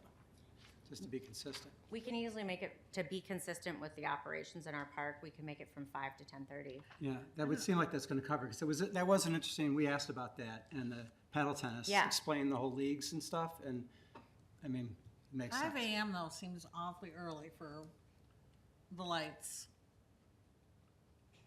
And remember, this section is not for lights, it's ours, it's like the operation. okay. So someone could be at In KLM the if they park, wanted yeah. to, Okay. or in a park at 5 AM doing But it who wouldn't be knows all- I what. keep the lights at 6 to 10:30. Okay. Okay. I feel like we've given people a different time every time. I know, Well, that's where I'm thinking, let's try let's to be- find let's one be that's, I don't think we've ever said consistent, right? 11, though. No, I mean- They asked for 11, I remember, Salt Creek, and we Salt got Creek them did. to 10:30. I Okay, think. so 10:30 sounds good. It's a Um, compromise. But I do think it is important to keep in that language about by the village board or CD Yeah. director, just because there will be things, as we've done in everything, a lot of these ordinances do have, like, everyone has a little bit of a unique situation. So if the high school, for example, was to ever come in, we probably would add language to make sure no one would ever say, how dare they didn't shut the lights off by a certain time, just to give them that flexibility and have it written down. When you write that sound ordinance, and then you'll address pickle. I mean, I have a friend who's in a $1 million lawsuit because of a neighbor's pickle operation. Oh my gosh. Oh, backyard. Yeah, Oh, yeah. 'cause Let's it's get your really new- loud. Okay, 2 more things. And then you can get. The decorative, like Village of Hinsdale street lamps that are like out in front of the building and the commuter parking lots, I really like those. The decorative ones? And I'm wondering if there can be something in the code where that kind of lighting can be encouraged for the historic district, the commuter lots. I know they already are, but I mean, for the village, sure. for the village, I Yeah. just think it's I mean, a quaint part of the town. it'd be nice to add that fixture and that, the shut-off ones, the one that looks like our parking lot fixtures. Because they're pretty low-level illumination. Yeah, they're, I mean, they're not, I think it's the glass, the lens on it or something, it just seems like they're not that bright. Yep. But- They've been switching out all of the village-owned historic lights. They used to be a different type of light. They've been converting them what into is that? LEDs. They were Oh, a doing different that. lamp? Yep, so they've been basically keeping all the structures but filling out the insides differently. So I think almost everything on this particular site, maybe not all the street lights, but on village property, I think almost all of them have been converted to LEDs. Okay. But you can see if they haven't done a couple, previously they didn't have some of the street lights on Garfield, they were the old ones. You can see a huge difference between the old ones versus the new ones, and the new ones I think look a little better. Good, that's, Would they comply with the cutoff requirement? Yeah, so we wrote something in the exemptions that the village streetlights, ornamental lights, and some other lights would be exempt. But if someone on private property wanted to install them, they'd have to get a variation. Unless otherwise, I think, approved by the village board. We have that language here as well.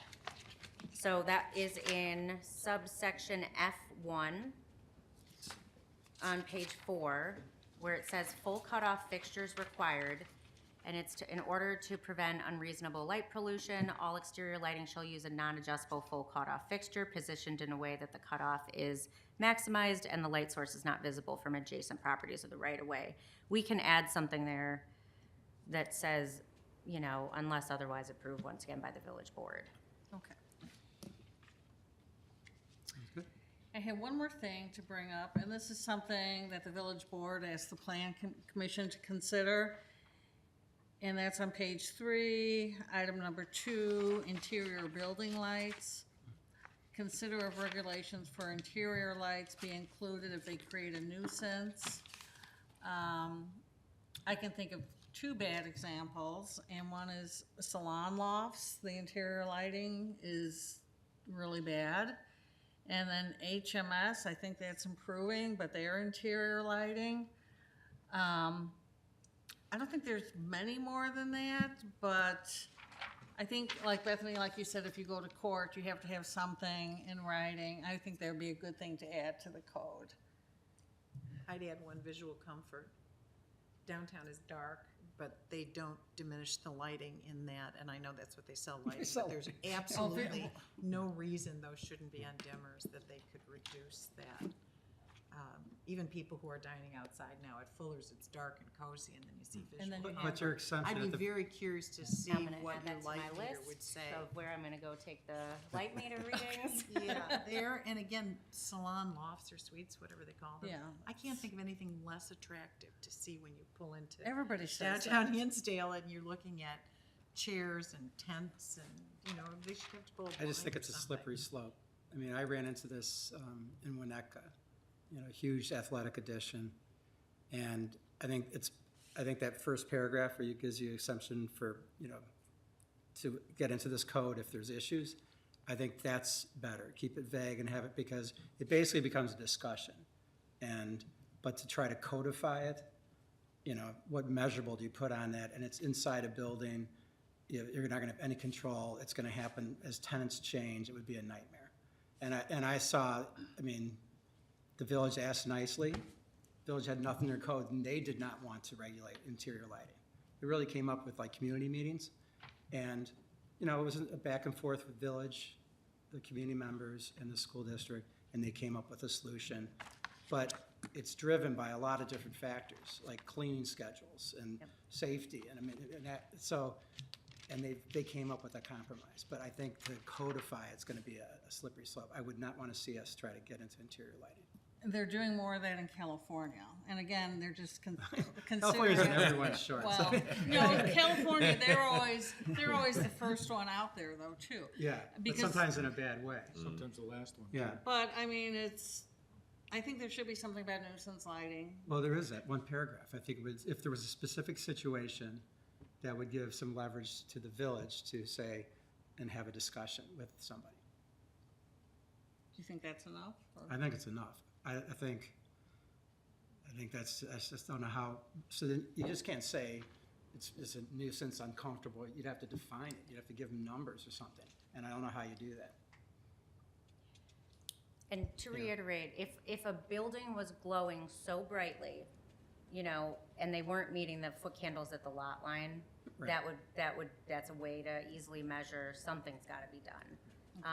If, like I said, there's a interior light that's directly shining into a public right-of-way, that's a public nuisance that you could argue. So we definitely wanna, most municipalities have stayed away from regulating interior lighting because it is a slippery slope. There's a lot of requirements about, building code requirements for interior lighting, and especially with schools, we dealt with this with HMS, with their cleaning schedules and what they're required to do. So, I think we could look at the nuisance language and make sure that everything's covered, just in case it And happens. maybe like you asked about, like, glare or just Yep. Yeah. more than just nuisance, something, other language that might help. Yeah. Because then you'd be able to go to something, but to try to define it would be really difficult. I think it's just something you'd have the ability to approach them and Right. say, if you drive at 8 or 8:30 or 9 o'clock at night and you see, and most people seem to abide by something, the dark sky. I Right, think a the lot dark- of municipalities are trying to Well, like, be that's a more great example. progressive regarding that. What's the lighting store? I can't remember what that's called. Visual comfort. Visual comfort.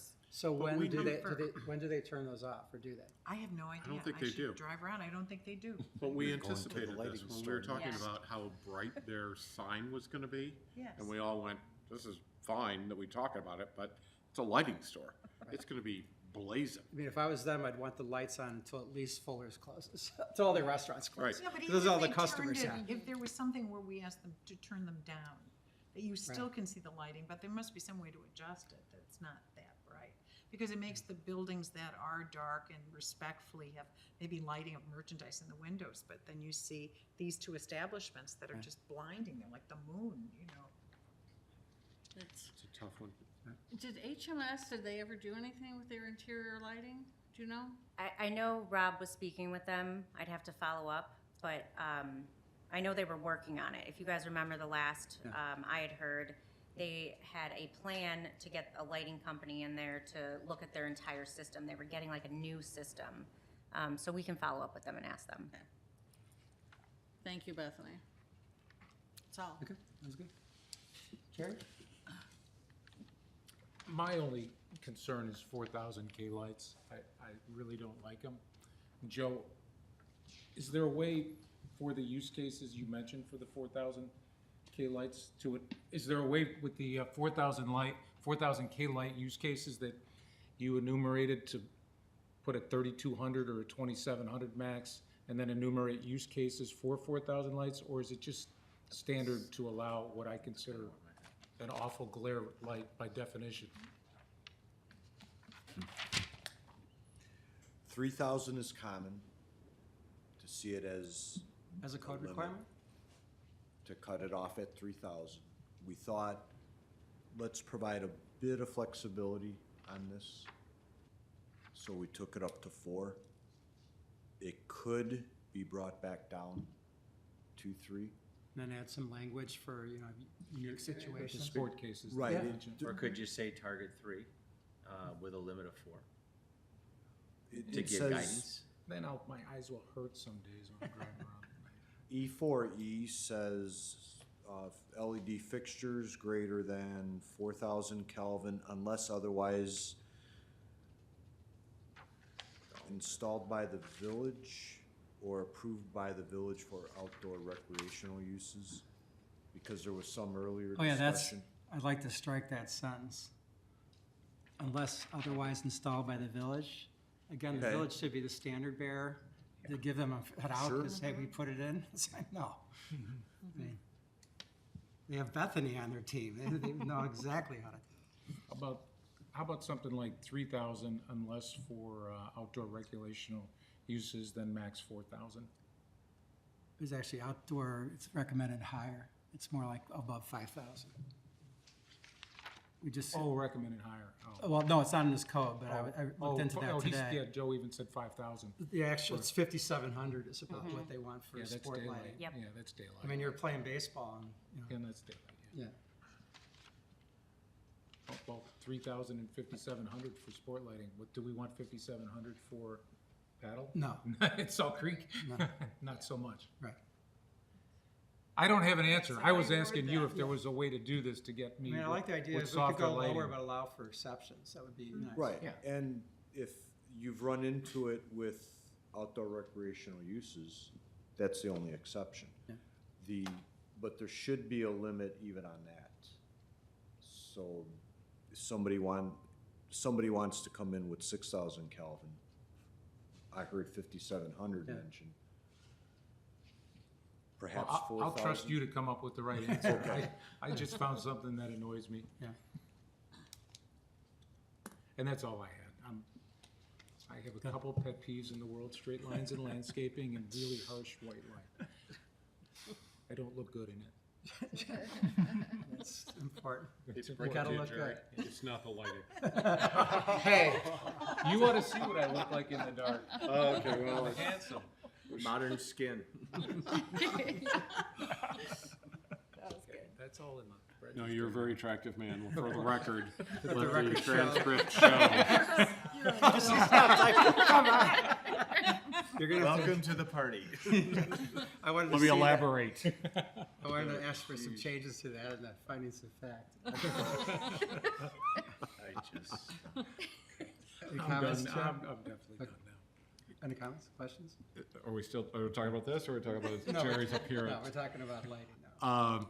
Based on on consideration of the conversations we've had heretofore in this forum, I have no comments. Nicely done. Thank you. Cynthia?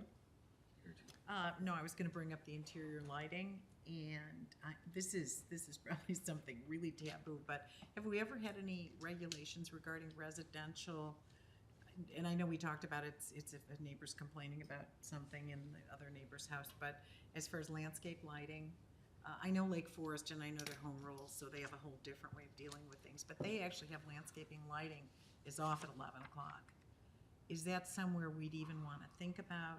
Again, I hate to say with the dark sky, but if we look towards the future, is there any, should we be at least looking or attempting to maybe address that in the future, put something regarding? Could be. And I can't think of any atrocity in town, but, I mean, there was someone near us who put in a whole bunch of lights and decided they're gonna leave them off now, I guess, but just something so we're ready for it. We could put something in here that, you know, all accent lighting, which we have a section on as a general requirement for anyone in the village. We could put something in here about shut-off times. I will once again just say, though, the enforcement issues behind that. You have to have people Just work, gonna staff keep working here reiterating late. it. We might need a whole team of people Right. to go out and actually regulate something like that. So while it sounds good, you know, we just don't have the staff to go out and, especially at 11 o'clock at night, be enforcing people from turning this off. So, Right, however, having something in the record that if then a neighbor did say, hey, they leave these lights on, and I, you know, then you can say there is something in our code that says it really needs to be off. So no, I know we can't run around on a regular basis, but just something that would address it. We do have the 0.1 foot candle, and I think Yeah. if we're gonna, in this code, try to tiptoe towards a dark sky community, I think the dark sky community discussion ought to be held by the whole village. That, and I'm not sure suburban Chicago is a good candidate for a dark sky The security community. concern. is- Yes. Yeah.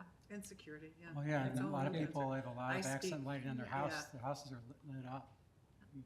There used to be a resident years ago who came to village meetings, and she kept bringing up lighting standards Is that you? and dark sky. No, it wasn't, I don't know. Wasn't you? She lived over here in Garfield. I live in a dark sky community out west, and I love it, but I don't think I'd wanna force that on the people of Yeah, Hinsdale. right. Anything Okay, else? that was my only other question. I have a few things. So let's see, this is on page 1, under, so 1C2, lighting required by village, county, state, or federal law. I want to add in there the State Board of Education. Because just safety and security at schools is just a rising thing, and landscape heights and lighting are all huge parts of that. And if it's something that was mandated, I think if we, then they could point to that and say, this is, we have to do that. Let's see.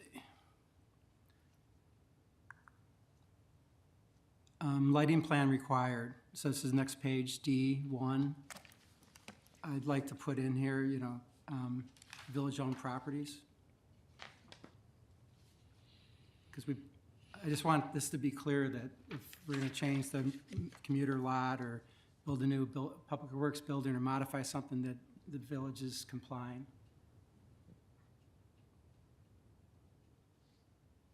Let's see. I was just curious, it's same page, 3, plan requirements, 3B. Lighting control products, that would include the dimmer products? It seems like a general statement that dimmers would be part of that. Would that make sense, Joe? Sure. Okay. So if it makes sense, then the dimming doesn't need to be added. Chairman Cashman, which section was that? That was 3, let's see, page 2, 3 at the bottom, 3B. Okay. So long as we could assume that dimming is part of lighting control products, I'm fine with it just being the way it is. And I feel like as we've gone into that, we've talked more and more about dimming. Let's see. On the next page, page 3, third paragraph, F. I think there's the first line, existing light on the site. Light fixtures? I didn't, it seemed like it'd be odd just referring to light. I think it probably was lights or light fixtures. And I thought the board, this was a question they had, you know, when we do photometrics and stuff, do they factor in both new and existing? And that existing light on the site, I was assuming might be light fixtures. Ambient. But that's just a question. Is that ambient? I mean, if you got cutoffs, how can you have it? Or you know what got I your mean? neighbor illuminating you? right. I don't Right. know. That's why I was just curious. I was assuming that was gonna be something. Oh, Existing lighting, perhaps? Existing lighting, yeah. Either lighting or light fixtures. Okay.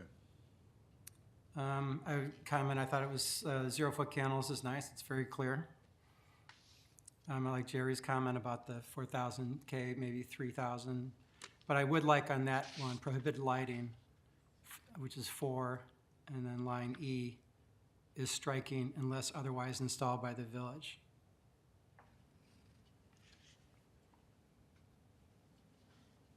And then approved by the village for outdoor recreational use. I mean, I think striking that line, because then it makes sense that we're excluding recreational uses. Would you be still open to us amending this, though, unless otherwise approved by the village board?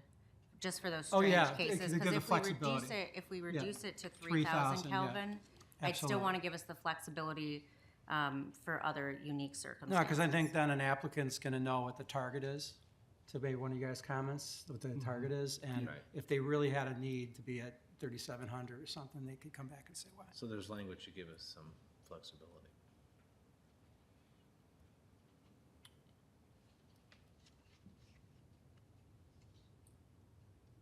Okay, let's see, maximum heights.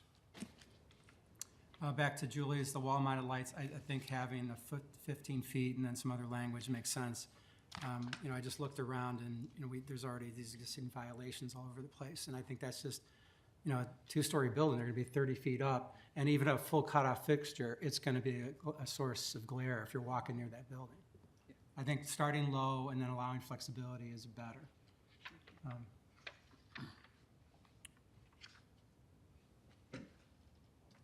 And hours of operation, this is under, on that same page, there's this section, specific requirements. So 8A, we have occupant sensors, timers, switches. I think we should add in dimmers, lighting control systems. I think specifically putting, in this spot, putting dimmers in there, because that's something we constantly talk about, of dimmable fixtures. I think that makes sense to put that in there.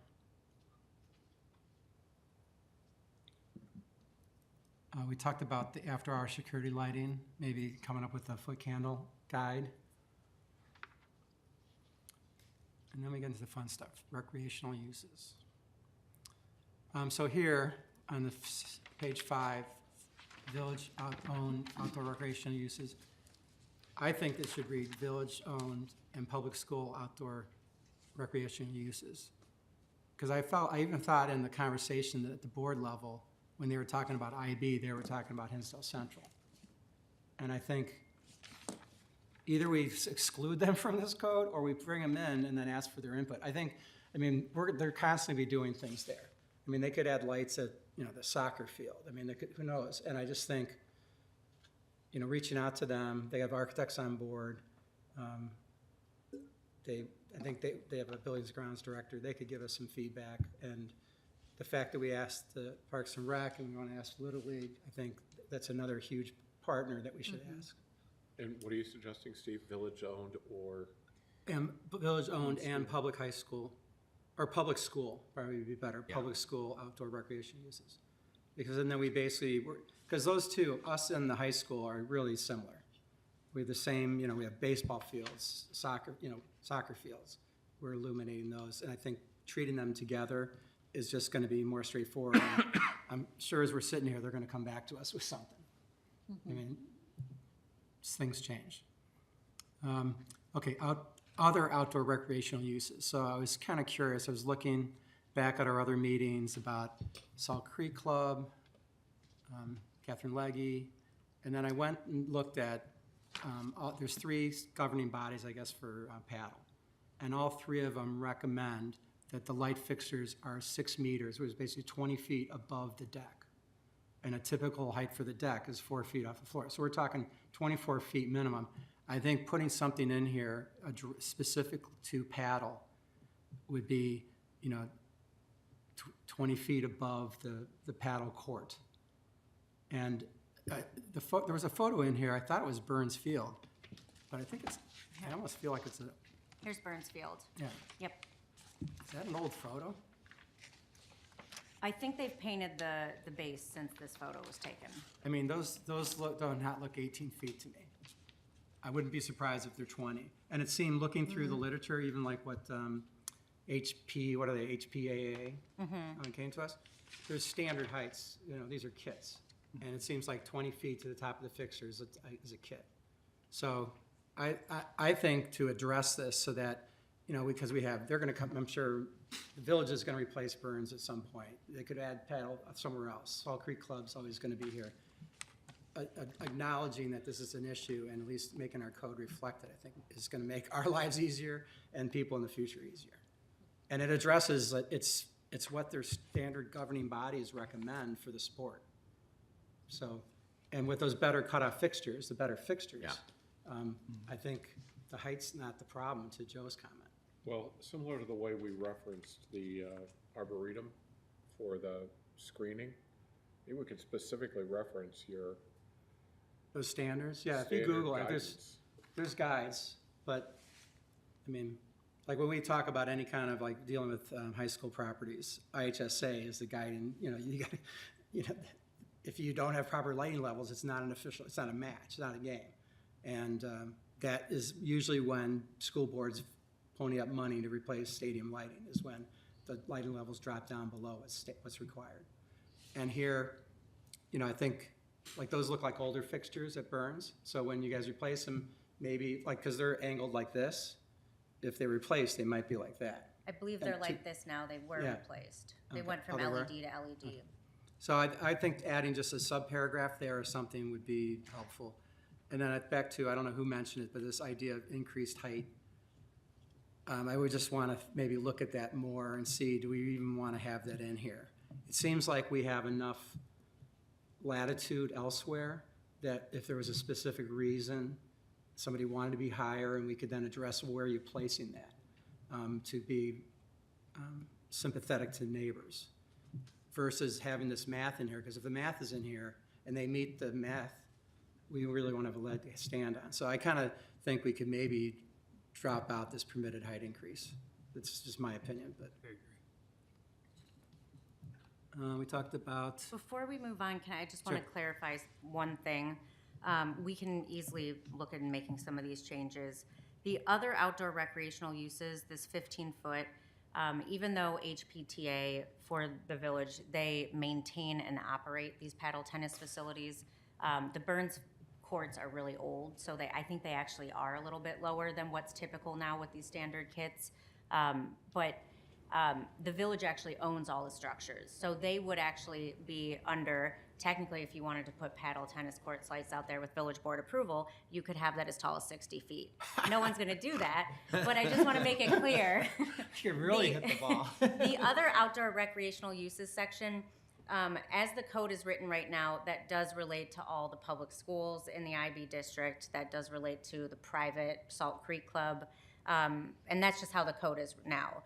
And then that permitted height increase, I know we talked about this earlier, this structure needs to be fixed because that was only supposed to apply to like Salt Creek Club. So they were able to get higher than the 15 feet like you just talked about. I think theirs were 24 feet like you just talked about because they were substantially set back. So we can tweak this. We can easily make this silly formula that it currently exists in the code. It's just relocated here so that it builds into the flexibility model that we've been talking about with some of the other requirements. So we can retool this, I think.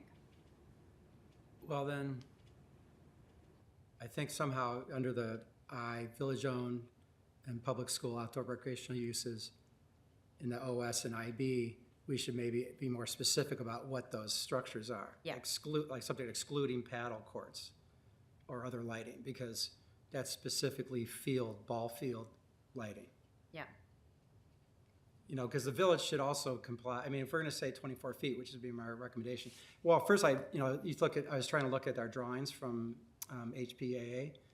It's a sloping site. Right. So it's about 4 feet, but where are you measuring from? Right. So I almost feel like when it comes to paddle, we should measure from the court, because that would be easy. Versus it could be 25 feet here, 4 feet there. From the court, that's how they want their lights measured. So I think putting the text in for that, and then making sure that applies to both private and village-owned properties. Because we're going to deal with it again, and then at least we'll have something we point to, and if they're 20 feet above, we're good. So Salt Creek is not 20 feet, those are higher? Because I couldn't tell, you had like the little squiggly lines on your photos, and I was curious what you did measure that from.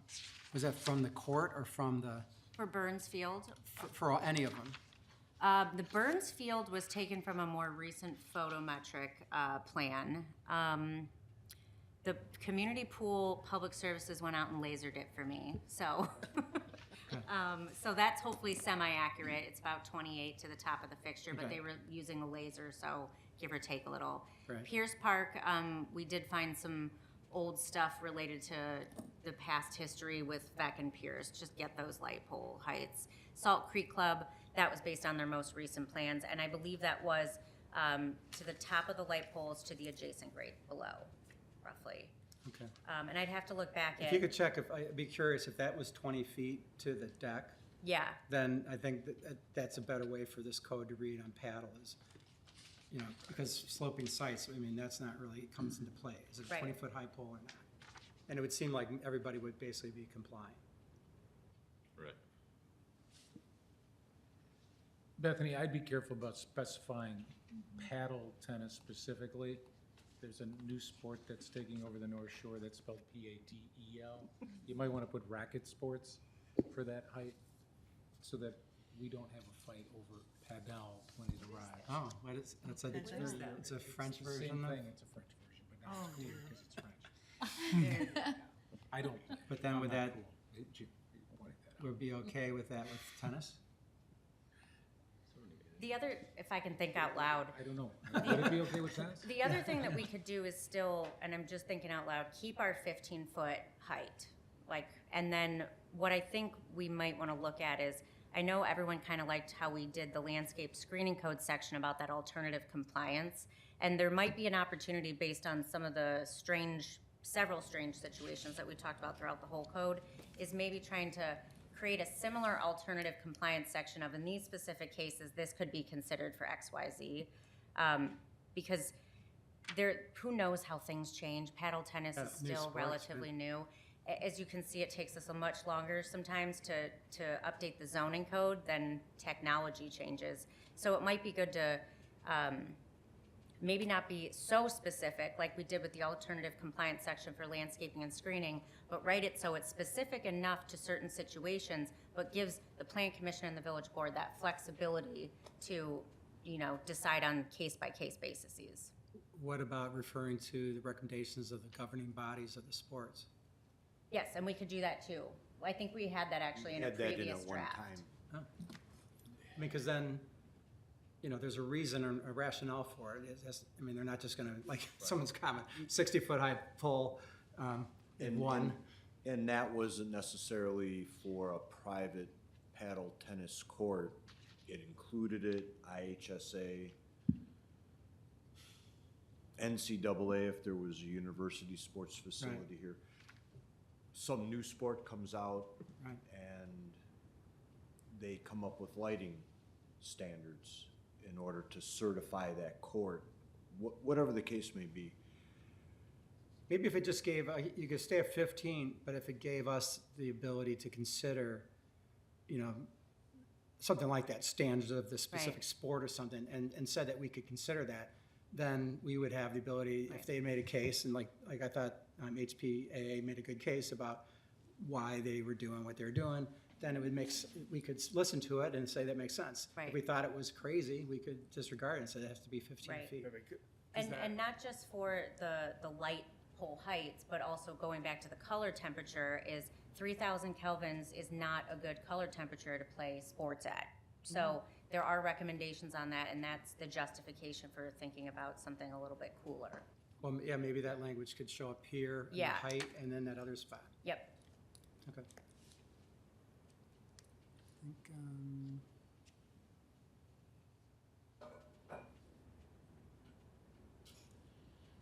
let's see.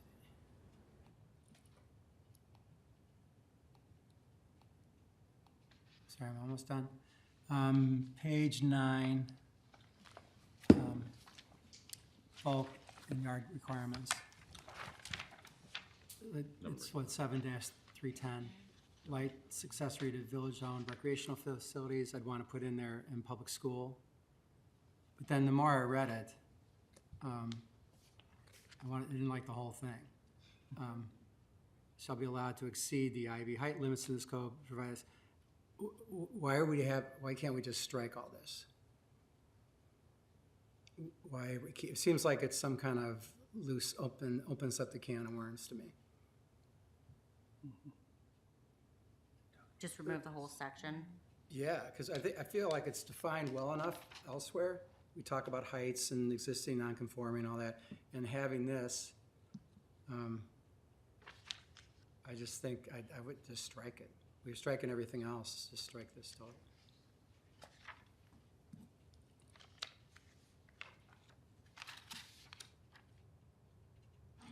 The only thing to point out is if we do that here, we'll obviously do the same thing for the OS district because it's mimicking. The Right, only thing okay. is we'd have to keep something in where you can see right above where that institutional building district section is, that subsection 2. We'd want to keep that section in because that talks about certain structures, so that can exceed certain height limits. And that relates more to like the backstop. It wouldn't be limited at a 15-foot height by the base requirements. It can go up to 35 feet.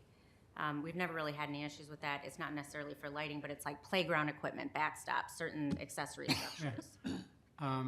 Well, how about then just striking, adding public schools and then striking light poles and just have it start fixtures accessory to village and public school-owned, facilities shall be allowed to exceed the IB heights.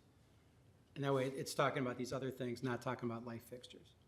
That's the same in the OS Yeah, district it's as just so we keep the lighting stuff where, Yeah. because that was a problem with our old code. It was just sprinkled all over the place. I mean, and we didn't really have a good index. I think if we put it all in one spot, it's gonna be easier for the applicants, easier for plan commissioners to know what we're looking at. Yeah, how high is that new one at Burnsfield, the play set? It's under 35 feet.